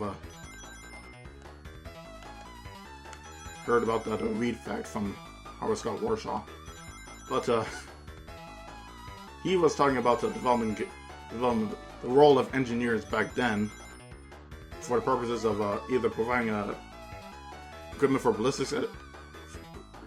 ballistics or broadcasting, because that's all they did back then.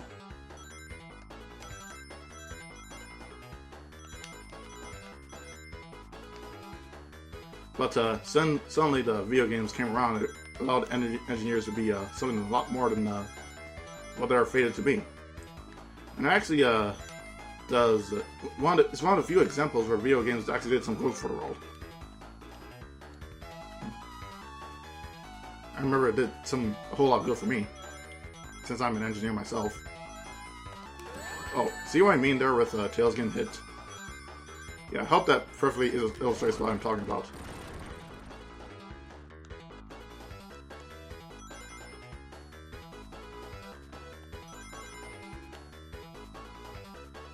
I was not expected to talk about the military when I was talking about Sonic the Hedgehog, but yeah, the flow of conversation goes rear ways. Heck, this isn't even a conversation, it's just me talking about Sonic. So, yeah, whatever, man. I don't know what I was thinking trying to get that second emerald, but I guess my subconscious kind of took over while I was talking about the military. Sega's role in the military.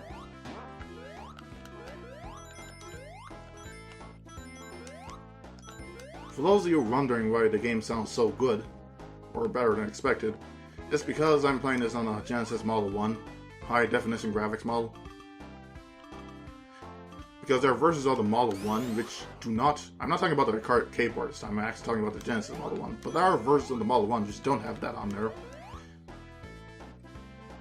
And they have something like copy protection, because if you own a Genesis, you have a... And if you're booting up a game that says... Excuse me. Produced by or under license by Sega Enterprises Limited, it's because it means it relies on the... Oh no, okay, good. I thought I was going to get 3 Eggmans there. But anyway, the model of the Sega Genesis has something called a trademark security system, TMSS. The reason that they added it in there is because the original Model 1 Genesis did not have copy protection, so it does some sort of check at the beginning of the when the cartridge is booted up to see if it's proper. And and by law, all cartridges on the Genesis need to have a checksum for the entire cartridge in order for it to boot up, or also go to a red screen, a really ominous red screen, because you know Sega was extreme back then. Not red. I love this boss, by the way. I don't care if I lost range. I just love bouncing around and just hitting him with the bumpers. His yeah, see what I'm talking about? His invisibility times are rather weird though. But yeah, you can do all kinds of stuff. You can use spin dashing, you can use the bumpers, you can use flippers, everything, and it's so much fun.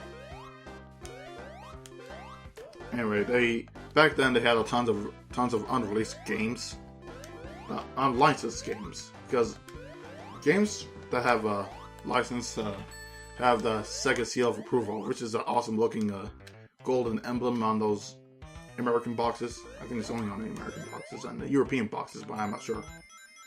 But it says Sega seal of approval, meaning that it's licensed. If it isn't licensed, then the game will even boot up on those consoles. They will boot up on the ones that do not have TMSs on them, but here's a funny glitch I can show off. Yeah, Super Peel came in this game. Well, he rolls into the ball whenever you let go. But yeah, it's a fun glitch I like to show off.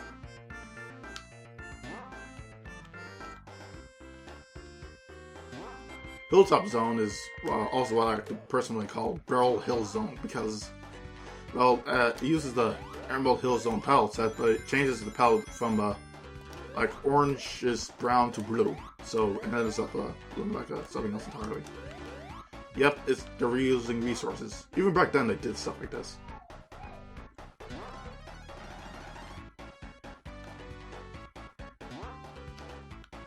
About those things, I really should have mentioned those in the... Oh, thank God for the invincibility, but... I really should have mentioned this in the Starlight Zone, but if you use the seesaws to get yourself up, you can actually get some good air by moving forward, but not going on the other side of the seesaw, in order to get some serious air. You'll see what I'm talking about if you played the game before. But I'm pretty sure the footage is doing a good job of showing that. Hilltop Zone, I have no idea why it's some sort of volcano level, but that's what it is. I like the shield effect in this game. I really hope that it shows, does a good job of showing it in the encoding, but has like some sort of frame-by-frame effect that gives out the appearance of transparency. It's pretty cool looking, and it's one of those things that can only show up in games of this era.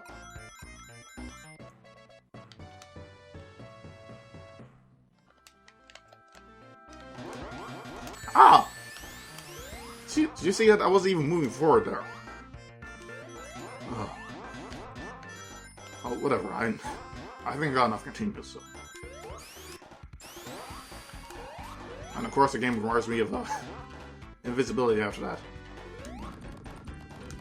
Well, very good reasons, because it's a part of the stage where lava actually rises.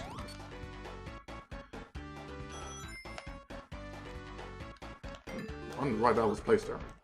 Okay, it's obvious that it's placed there, but the top of the loop is a strange place for a checkpoint, in my opinion.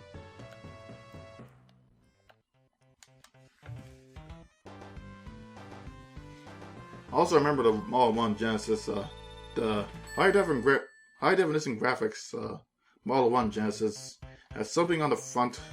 It has a headphone jack on the front, which if you have a headphone jack to a RCA converter, you can actually convert it to stereo sound. All the other Genesis have mono sound. It's the only way of getting stereo, and it sounds so awesome. You all listen to it to believe it.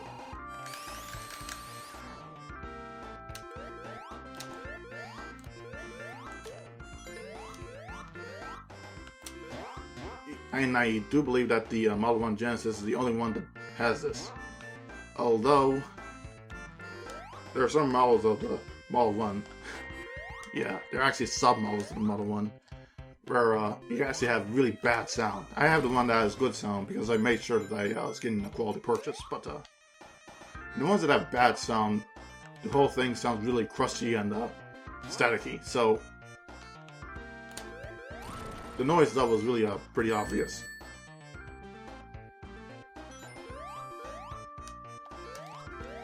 Here's that flame Warbonauts. I'm not sure why there's flames there. There is some sort of elemental system going on there. But yeah, they're pretty much the same as the Orbonauts from Labyrinth Zone. They throw their flames at you.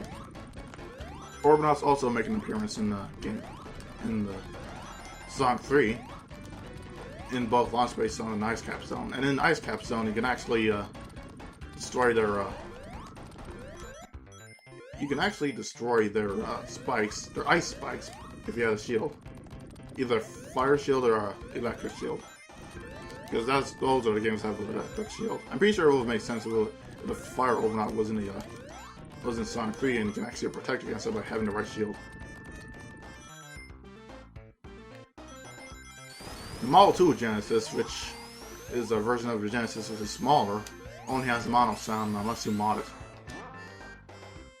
And that means having to screw open the console itself and get it straight to the bare circuitry, which I'm not willing to do for a console like this, but I might consider it. You know, I am a computer engineer. I have been soldering components since like high school, which is way back in 2009. So 6 years, I think, is a good way. Is a good experience for soldering stuff. Why did I do that? Yeah, I haven't practiced that much. Hey, don't do that, Tails. I remember a lot of people hating Tails, and it's just because of that reason. Okay, and Dr. Robotnik does the dumbest stuff right here. There's lava right below there, and the obvious solution is to fly away and just escape, right? But no, he goes into the lava. Oh. And then I ended up dying because, well, I had no rings. But still, one of the dumbest things I've ever seen.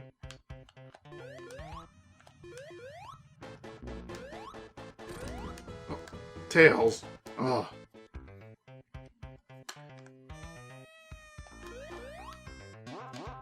Need rings. There we are. I should be good. But anyway, yeah, that's like the dumbest thing you will ever see Dr. Robotnik do. But I think he does the same thing in the latter stages in Sonic & Knuckles. Lava Reef Zone. I think that's also another reason why people play Sonic 3 alone, because you don't have to worry about the Tails screwing up. But, man, I like having Tails around. I think it's better this way.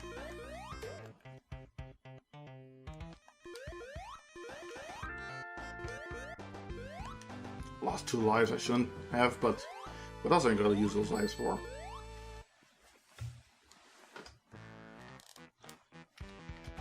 Mystic Cave Zone. The zone with some of the best music in the game.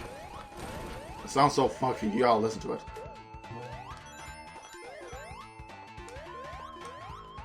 Although it does have those really annoying lightning bugs, which really light up at the worst times, and when they're lit up, they can't, they light you up, for lack of a better term. Seriously, you can't hit them. Those, caterpillar things, I don't think they're that much of a threat, even though they just hit me for like a... Even though they just hit me.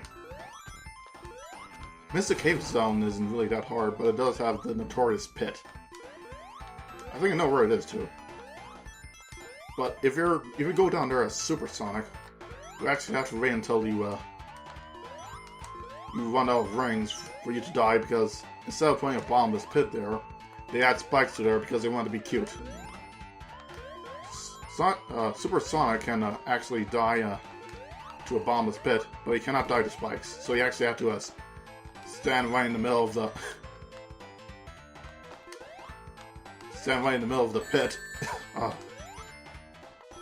You have to actually spend your entirety of your time standing right in the middle of the pit. You actually have to wait until your rings run out, because, well, I forgot to tell you, this is the first game where Super Sonic is... Oh, what did I do? What was I doing there? This is actually the first game where Super Sonic is introduced, because you actually have a 7th Chaos Emerald. In the first game you had 6, and that's actually a pretty good reason why you can't transform into Super Sonic in that game, because you can't do it with just 6. You need all 7. But if you do it and you collect at least 50 rings, you turn to Super Sonic. And with all your Super Sonic, you turn to some sort of white Super Saiyan, yellow Super Saiyan Hedgehog, and blaze through the stage like it was nothing. You're completely invincible. You run as if you had speed shoes, and you can jump really, really high. And it's a proper reward after going through all the special stages. But while you're doing that, your rings count down, so you have to keep collecting rings to continue being Super Sonic.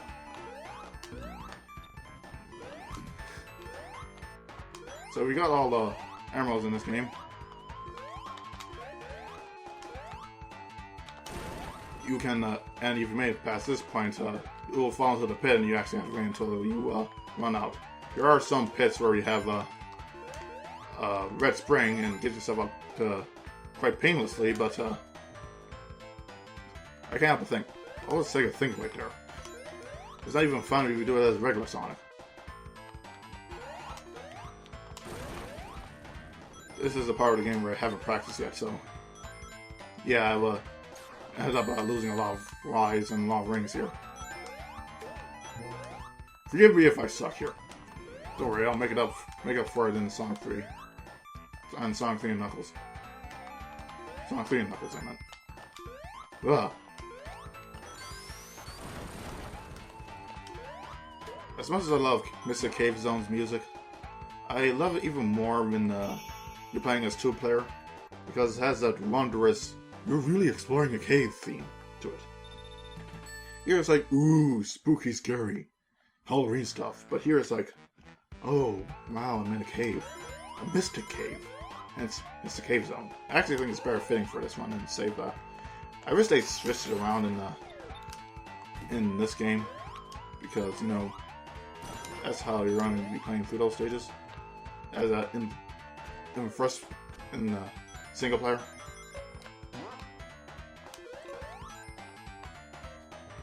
Oh, geez, it's taking a toll on me. Hence why it's called Sonic Marathon. But, yeah. Interesting place for these springs here, but, I figured I wanted to tell you, oh, you can have these springs. You have these springs right here, might as well use them. You have too many springs. Let's just use them all and, forget about it. Yeah, we have springs here. Here's another interesting thing about the game's level design. They have stuff like springs here, but not, oh. I just realized I have special speed shoes here, but I have to do some sort of platforming stuff here. Because the game has a habit of making you, the game has a habit of doing that, giving really appropriately located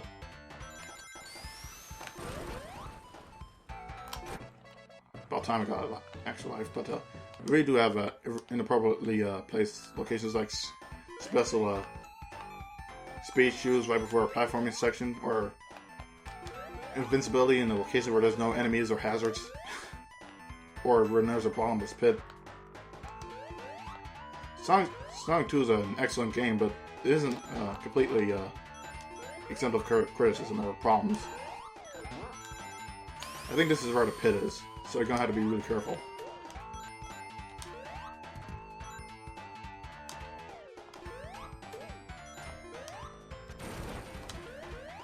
As I was saying about the game's level design, you may notice that in the latter Sonic games, as a Sonic Adventure, they added stuff like boosters and gold rings, rainbow rings for you to jump through. That's because that's around the time when they started emphasizing speed above everything else instead of momentum.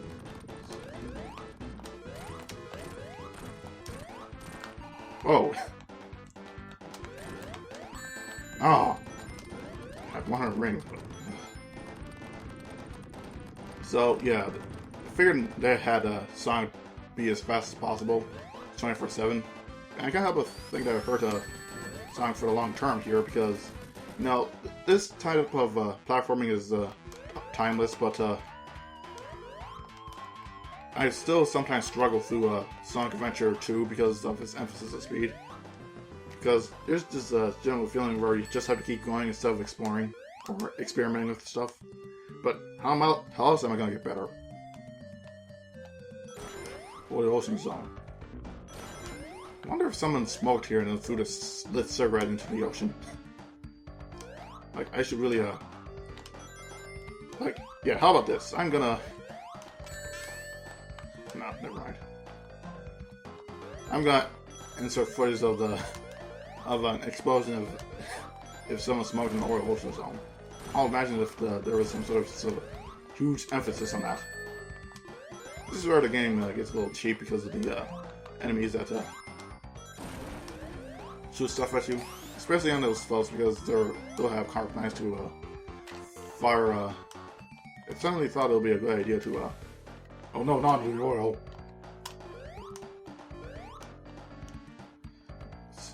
They'll add seahorses there that'll fire the moment they appear on screen. I hate those guys. It's like, oh, there's no way of knowing it until you figure that out. But I haven't practiced past that point, so yeah, this is gonna be good. This is gonna be good, folks. I haven't practiced Metropolis Zone either.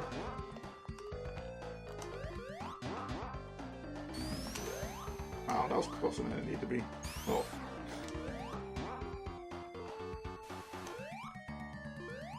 I also don't like those octopus things, although they're not much so fed as the other enemies.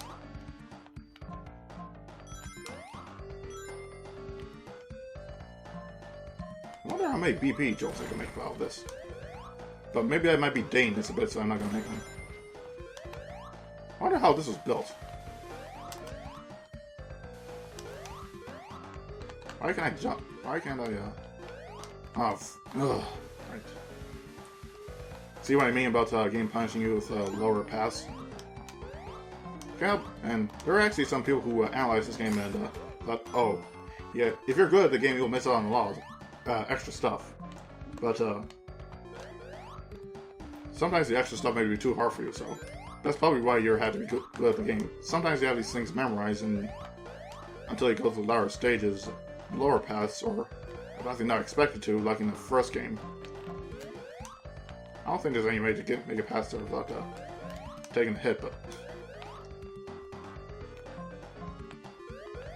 Oh, just found it out, but how are you supposed to figure that out as a child? Oh, I didn't know that wall was there. I seem to be losing rings left and right. Yeah, let's watch me suck at Sonic 2. Did you see those seahorses? That's what I'm talking about. Yeah. And this gonna get worse. You know about those slicers from Metropolis Zone? And if you don't, well, this game will make no hesitation to introduce them to you in Metropolis Zone. Yeah, yeah. Donkey Kong Country, That section kind of reminded me of Donkey Kong Country a bit. Speaking of, I was planning on picking up a Super Nintendo and playing that game too, but not really for the channel, but Sony just maybe for the purpose of getting footage. You know how you're in your video editor, you just have to collect footage because you want to make a point.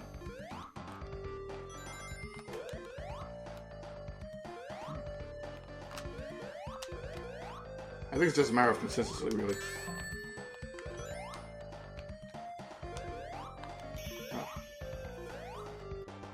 I remember I don't know what it's called, but I do remember the Oil Ocean, Sonic 4's version of Oil Ocean Zone being having this really weird soundtrack to it. I like the soundtrack to that, but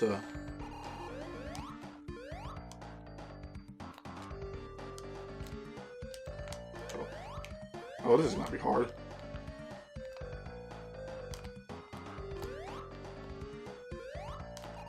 Anyway, I like the soundtrack to that, but wow, that was really dangerous. I was like, oh god, seahorses. Anyway, I like the soundtrack to that, but the third act is probably one of the most ridiculous sounding things I've ever seen. I meant, it sounds so much like it has like an instrument playing in the background that sounds like a duck cracking. I mean, really.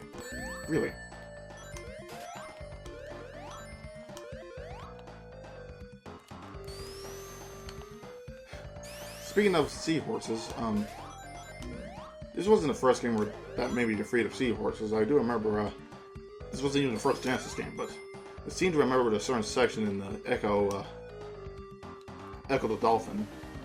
It's either Echo the Dolphin or Echo the Tides of Time, which was a sequel, but it was like the section where you had to make it past this. No, it was the first game, because you went through the prehistoric section, which is only in the first game, because you time traveled. Time-traveling dolphins. I love it. But anyway, you had to make it past the prehistoric section, and a section in the prehistoric era where there's like the seahorse guarding this area, and it was huge. It was like 3 times bigger than Echo himself, and it took up like a third of the screen. Yeah, that'll probably make you afraid of seahorses. You probably wouldn't imagine seahorses being that threatening, but then you play Echo the Dolphin. No, it also makes you afraid of octopuses. Not blue whales though. Blue whales are like majestic and stuff. I remember watching a documentary about how seahorses give birth. Like, I think seahorses are the only animals where the males get pregnant. And it's like, wow, could you imagine? The males getting pregnant? And it was like one of the weirdest things I've ever heard in terms of undersea life.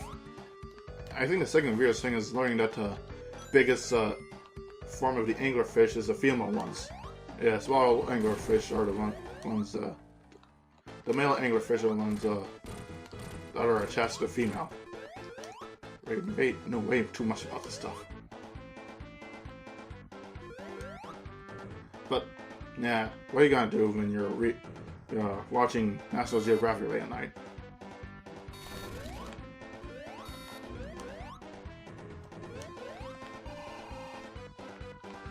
This boss is pretty easy, but he does suffer from the same mistake the Hilltop Zone boss does. He goes back into the oil. Although admittedly the top part isn't destroyed like it was in Hilltop Zone, but still, how are you going to navigate out of there? The oil is about as thick as it gets. I mean, I'm surprised that Dr. Robotnik managed to make it all the way there. But here we go. Metropolis Zone. The second hardest stage in the game. But there is a really severe difficulty spike at this point, where the game just throws everything at you. This is this game's scrap rating zone, if you will, because it's all mechanical and stuff. Although the music isn't anywhere near as dramatic as it was in scrap rating zone, but I think it's supposed to be rock music or something like that, because the Genesis can handle rock music because it's a great guitar. Oh, this is an enemy I was talking about with the wonky hitbox, the shell crackers. Wow, that was gross. Anyway, the Shell Cracker's hitbox is really weird because the claw covers more than the sprite leaves it out to be, meaning that you actually do get hit. And here they are, the slicers. The moment they appear in the screen, they throw their claws at you, and you're going to get hit. See what I'm talking about with the slicers? Actually, yeah. The game doesn't mess around. I just got a full taste of the game, the stasis difficulty. Oh no! How am I supposed to find that out? Yep. Oh no! I did that twice. Nice.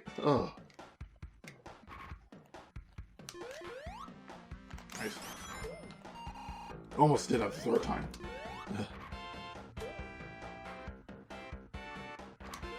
I'm supposed to make it up there. No wait, because bolts are at the top. I already lost 2 lives here, but I shouldn't be worrying considering that. Wait, did the Shell Cracker just disappear? Not that I'm complaining, but that's like the first time I played this game and that happened. And I played this game for like since my childhood and stuff. An interesting thing here happens here. You notice that the Asterons for those spike enemy, those star enemies, don't activate when Tails is running away from it. But once he's at the middle, they do activate because of the hitbox. Tails' hitbox, which is surprisingly wider than Sonic's hitbox. So it kind of makes sense considering it's Tails. Notice that they don't activate here because Sonic's hitbox is very small. It's one of those things that you only know through years upon years of playing, or just doing research on Sonic Retro or something like that. Ugh. You know what? I'm taking the alternate path. I think I might as well show off as much of the stage as possible.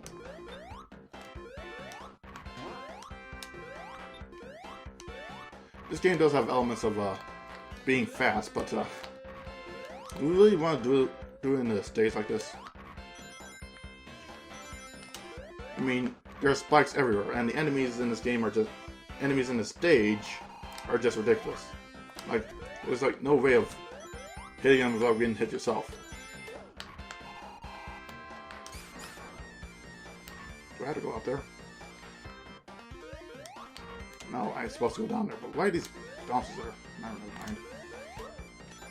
I think it's pretty obvious. I haven't practiced past Casino Night Zone. I have practiced Sonic 3 and Knuckles though, so I shouldn't have to worry about that.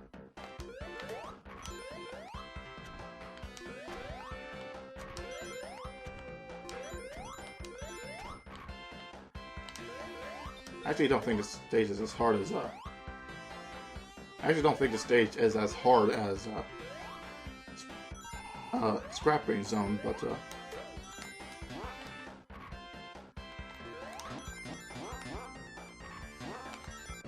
wow, I actually got 100 rings there. I'm surprised. And I just finished the stage with them. Wow! That's a first. Not a continue I was expecting, but wow. Especially considering the enemies. They have like weird hitboxes and slices are like the worst thing. I've seen Sonic the Hedgehog players rage over the slicers. You will not believe it. Like, you actually listen to their playthroughs and it's like, it's best to take your headphones off for this section because of the slicers. So crackers aren't any better either. See, I can't help but think that I did hit him without getting hit myself due to sheer luck. Not only that, but it kind of fools you into thinking, oh, this is a safe path. Nope, slicer. And you can't spin dash into them either. You actually have to take your time to them, but the problem here is that you're going so fast that you're not going to notice them until they hit you. That's why people hate them so much. Oh, I hate this section. You have to spin dash past that, but you have no idea of whether or not the spin dash is powerful enough, and the only way of figuring it out is either you make it past there or you die. I said, I seem to be doing reasonably well in this stage.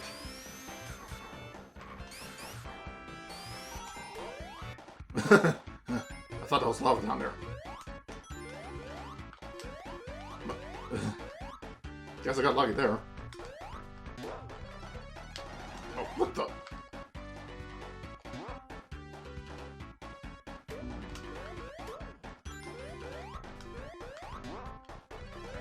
I think there's a slicer here too. Nope, cell cracker. I'm not jumping on you. You need to know your limits, folks. Man, he knows his own limitations. Wait the hell, man. Oh no! Oh. I actually thought I was going to fall into the molten steel. Yeah, that's what I'm calling it from now on, the molten steel. If you actually hold down the button while on the springs, you actually get an extra height. But, you know, they don't really graph that well, because, you know, you feel like you're making perfectly fine progress with it, but, whatever.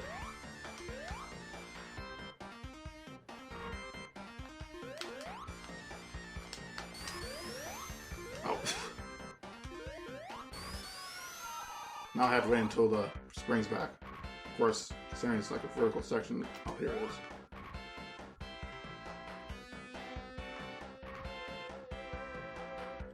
Ah!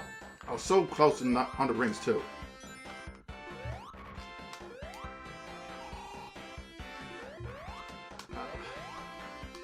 Such a tease, man.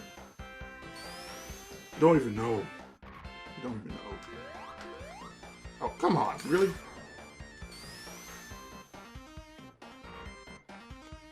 There, is that good enough? Do I satisfy your conditions, Sonic 2? I'm picking up what you're putting down, game.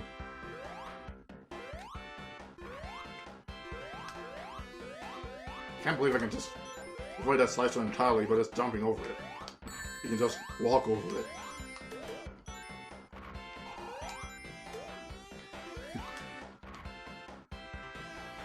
Classic example of me overthinking things. Got really careful there because I don't know what direction leads to the spike going up, but glad I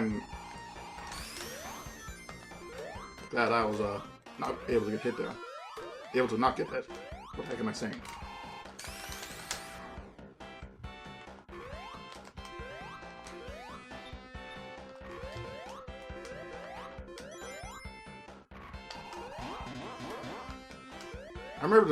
I think everyone has their own enemy in this stage. Some people think it's the shell crackers because of their rear hitbox. Others people think it's the slicers because of their rear awful placement and the way that they're programmed. Some people really hate the astronauts because of the way they're placed, and because kind of like the slicers, but because of the fact that there's no way of hurting them, and you're like getting hurt yourself, just like the Orbinauts.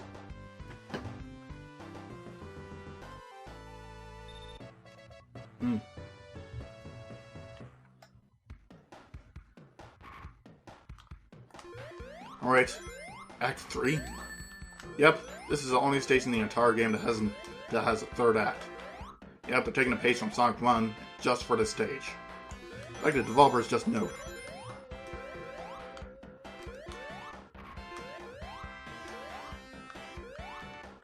Oh. The placement for the shell crackers aren't really that good either, because they always put them right at the edge of ledges and you have no choice but to get hit there.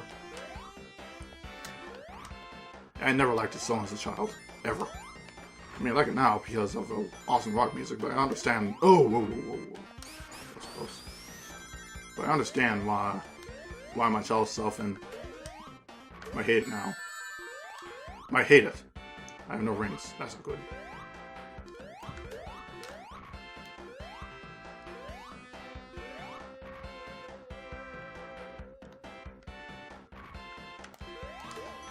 Oh, alright. You can unclench your butt cheek now. I'm safe. We're safe.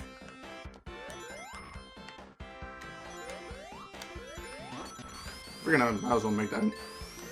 No, it's moments like that make playthroughs entertaining because of moments of tension like that. And did you see that troll platform? platform. Oh, I'm gonna let you jump. And whoop, psych. Which direction do I go?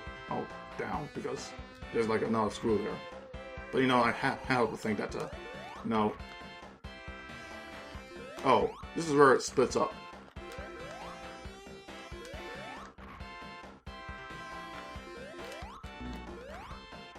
I think the best strategy with the shell characters is not even attempt to jump on them. Don't press your luck. Those spikes are just there to scare you. They don't actually hurt you unless you're dumb enough to jump into them.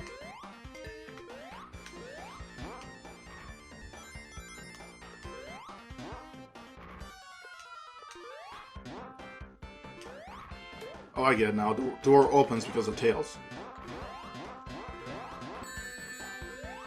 I think this is a section with the nigh unavoidable slicer. Because, you know, there's no way of getting hit unless you, end up, bouncing right into the slicer. It angered so many people because, you know, how are you supposed to avoid that? Sure, you can press any button to, press and hold any button to, jump higher, but at what point? This is one of those moments where practice helps. I think we're near the end of the stage, and by extension, the end of the game.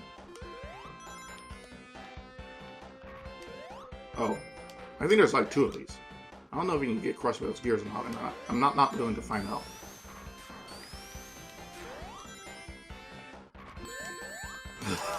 Oh man, this stage.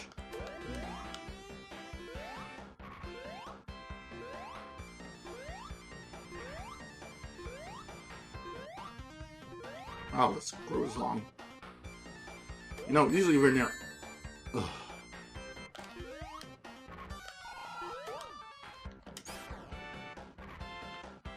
And I have no rings too, that's awesome. Of course, they'll put an Astro on there. Tails does help with you going up the screw quicker though.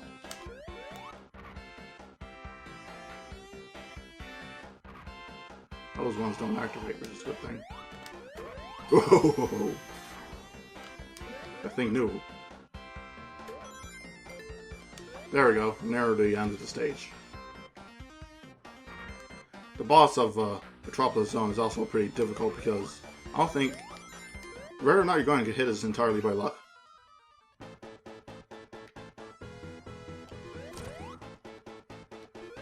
See?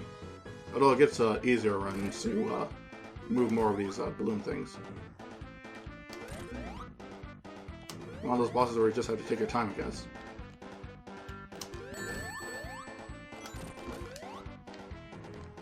See, it's easier now because of the because he has less of those orbs. But this is one of those moments where we wish you had the insta shield from Sonic 3, because that'll make the boss complete another joke.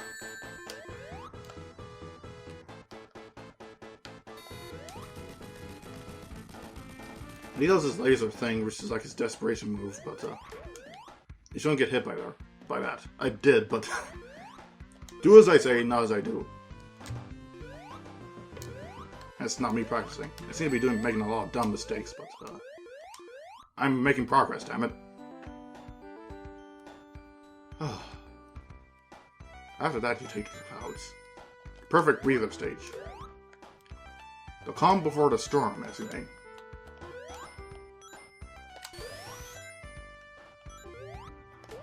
I know it's a common joke amongst Sonic fans, but I really shouldn't be killing those bandits because you're like thousands of feet into the air, and they don't land on anything but the ground. And if they do, they die because of the sheer amount of velocity. They reach terminal velocity before they hit the ground, and they're pretty much dead. Which kind of makes Sonic a bit of an asshole in this case.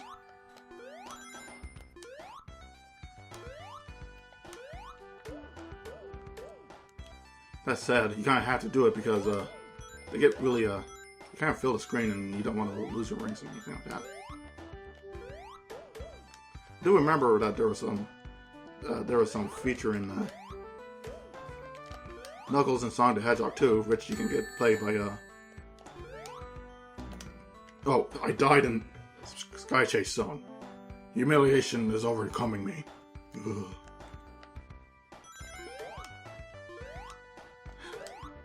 I think this will serve as a lesson. Always practice before you do runs like this. You don't practice, you die in Sky Chase Zone. Simple as that. But anyway, kind of some moments where you kind of have to kill all the bad nicks, because if you don't, you're going to get hurt. And the rings don't have anything to bounce on, so you're... So... Oh, jeez. So you kind of have to not get hit at all. The game does offer rings, but still, it helps not to get hit. I wonder how Ring Fortress Zone is going to turn me a new one. Because that stage is actually the hardest in the entire game. The reason is because it's since it's the final legit level, the entire stage takes place over in the sky, which means that the entire stage is over a bottomless pit. See, there it is, right there. Sonic's getting impatient with me just basking in the presence of the Ring Fortress. If you leave him alone enough, he actually sleeps. Or he lays on his back. I need to save the world, but I'm not gonna actually, I'm gonna sleep.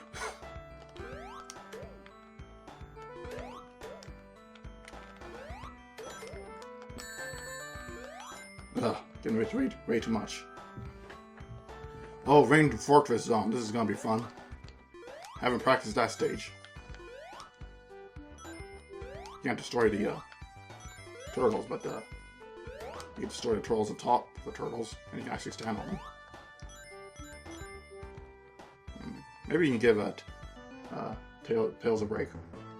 Here we go, Ring Fortress Zone. And Ring Fortress responds by taking down Tails' plane. Yeah, let that be let this serve as a that's gonna set the tone for the rest of the stage. You're alone now. I don't know if you actually take control of actually I think Sonic and Tails switch places because Sonic's riding the plane in Sonic 2. Now I can actually take a short I can actually go through this section and do this. There's a bottomless pit down there, and you actually have to hang on that. But no, I'm gonna be a wimp and just take the shortcut. Whoa, jeez! How am I supposed to see that? See that launcher?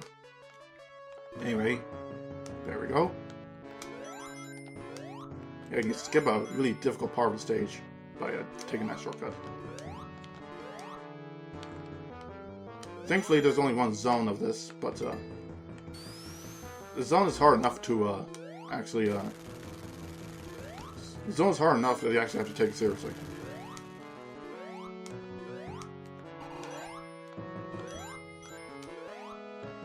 Flying Battery Zone is based off of this, but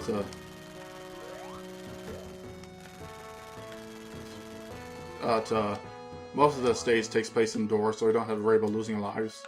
I think only the dedicated parts first are supposed to have bottomless pits. They're the ones that, those are the zones you have to worry about. I think I remember there's like a secret in there. Nope. Must be something else in there. Then. Oh! Oh, that's a surprise. Didn't know that was in there.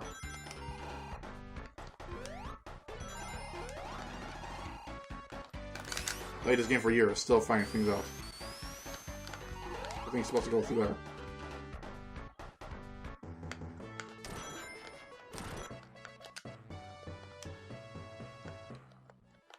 Yeah, there's that Hydro City part. Although it did come earlier than Hydro City. Here's the hard part. Down there is a bottomless pit.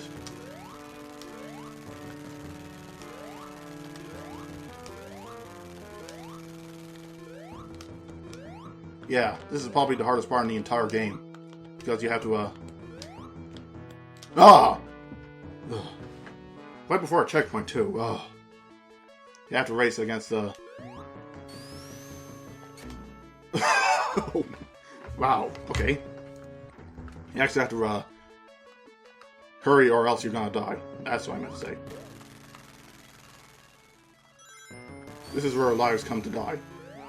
Lives come to end.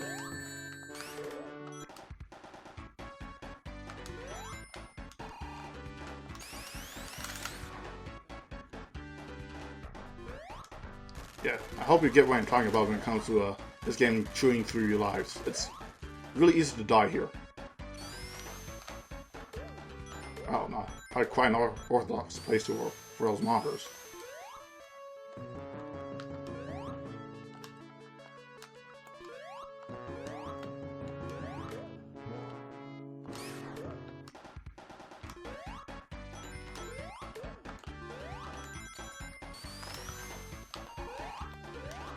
And here we are. Here's an example of what I was talking about with inappropriately placed power-ups. Here we are with invincibility and no place to use it. Only threat here is like bottomless pits.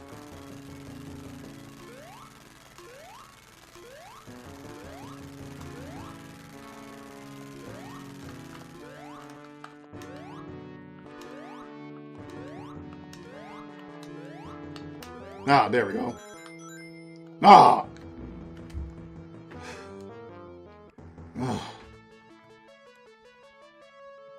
Proof I haven't practiced. What was that there?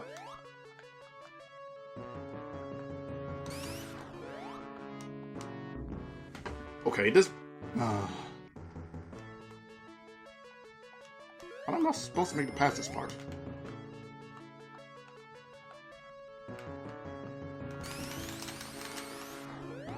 There we go. Oh. You know how much I hate reading Fortress Zone? Because of stuff like this. Oh, man. I have no idea how I made it past the stage while getting the game over as a child. But then again, all I did as a child was play this game and a bunch of other games, so... You know, whatever. There's still some things that a child myself can do that I can't now, including getting all 6 emeralds in this game. All 7, I meant.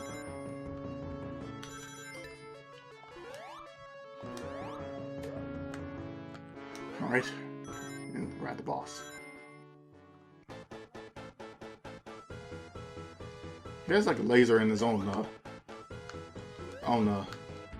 ship, which doesn't really make sense to me. I remember there was like some sort of feature in Knuckles and Sonic 2, which you get from locking on Knuckles and Sonic 2 onto Sonic and Knuckles. That's what I'm going to say. But you actually preserve your rings that you kept from the previous stage. Meaning that if you do a no-ring run, no-hit run, you can actually amass a whole lot of rings this way. And it actually ends up making the final stage really easy because you actually have rings. That's the difficult part, not having rings, like right now. Oh, that was close. You actually don't get a ring bonus here because, you know, this is supposed to be cinematic. Like, the Talkless Zone Act 2 was it. There are no more opportunities for more continues. Thankfully, you get a much needed extra life there.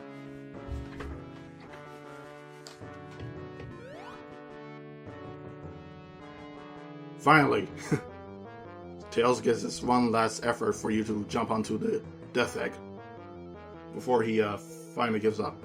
After that point, it's all up to Sonic now.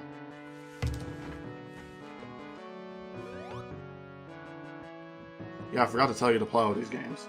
In the first game, Sonic is trying to rescue his animal buddies from being turned to robots by Dr.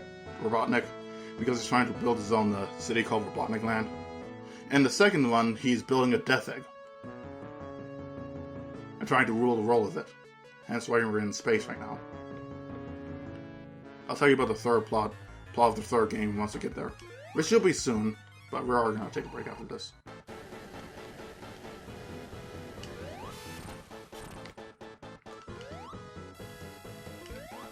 This is meta. Silver Sonic. Oh, Silver Sonic. Didn't mean to do that. I think this is the only appearance he makes. I think this is the only appearance he makes, because after that they go with Metal Sonic.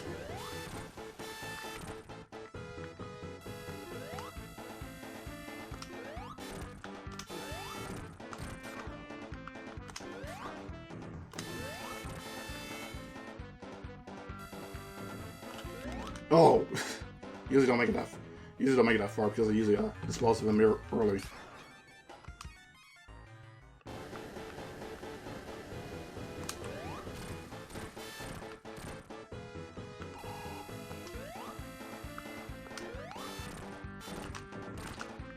Oh, nice.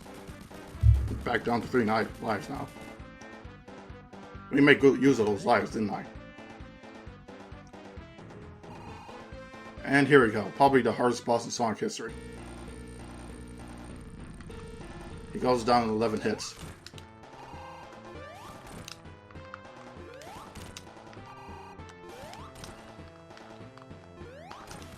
You have to defeat him with no rings, which is the hard part.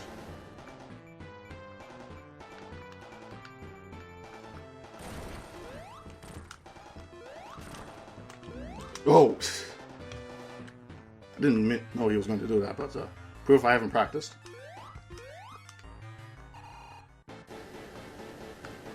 There's like 2 ways of beating him. One is the hard part, which was it's actually get down with him faster.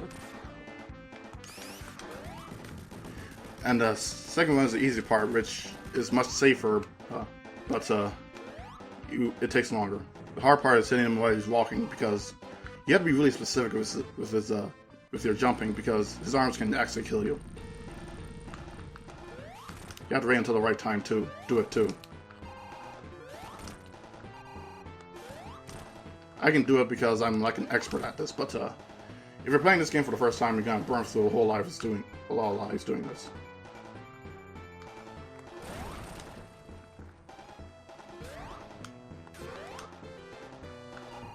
Here you just have to wait until he does his thing, and then by landing on you, then hopefully I'm going to be finishing off on this pass. I'm playing a bit raw, reckless, and not like, but I want to be done with this game. Nice, we're done. And cool guys don't load explosions. The whole thing explodes, and the death egg is done. But what about the ending, you'd ask? Why is it better? Well, you'll see in a moment. The song you're listening to is Dreams Come True, which I think is actually a single that was released in Japan and was really popular. I think it made an appearance here. It really does make an appearance here, so maybe it's because people at Sega thought it was a cool song to add here. Not that I don't blame them. Not that I blame them, but it's a pretty good song. Here we have Tails thinking, oh god, I gotta help Sonic. How's he gonna get down from the death egg? So he rides his plane and rides off. Goes on his plane and rides off. And guess what happens?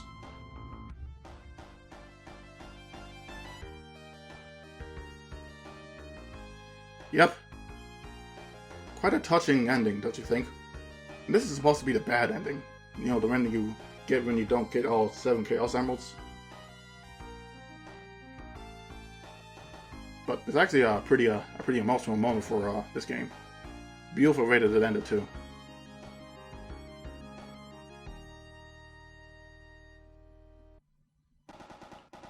And we're done. The hard, if you do get the good ending, quote unquote good ending, when you get Super Sonic, you actually turn Super Saiyan and then right in midair, and then the just rides along the side of the plane, saying, "Oh, screw your Tails, I don't need your help anyway." And then a bunch of eagles fly behind him. In that ending, there are just blue birds, blue flickies, but in this game, in that ending, a bunch of eagles appear behind him. It makes it seem really majestic and American, but I like this ending better.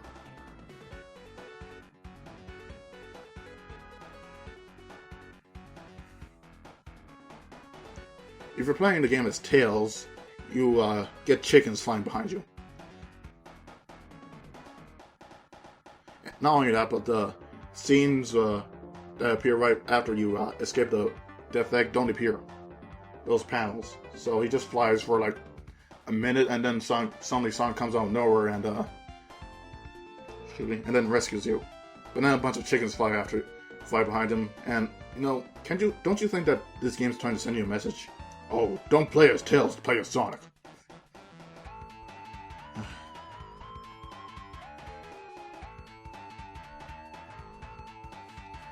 Anyway, so many things that this game has done right. The level design is pretty much what future Sonic games should be, although it does have some moments of rather bad enemy placement. I get what you're saying about that, but the rest of the games are really, the rest of the stages are really a joy to play through, especially in the beginning. Like, so many, like, Airboat Hill Zone pretty much perfectly encapsulates what Sonic's all about. Speed, going through all these lush environments, awesome music,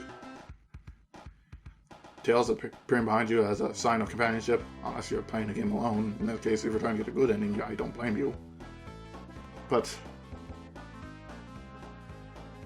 this is, for many people, the peak of Sonic. As good as Sonic gets. Because after that is Sonic 3 and Knuckles, which I personally think is the best game in the series, but some people don't. That game was sold standalone, but in two different parts, which pretty much led to less people buying it. But it really is a gem. Best selling game on this system, for the reason.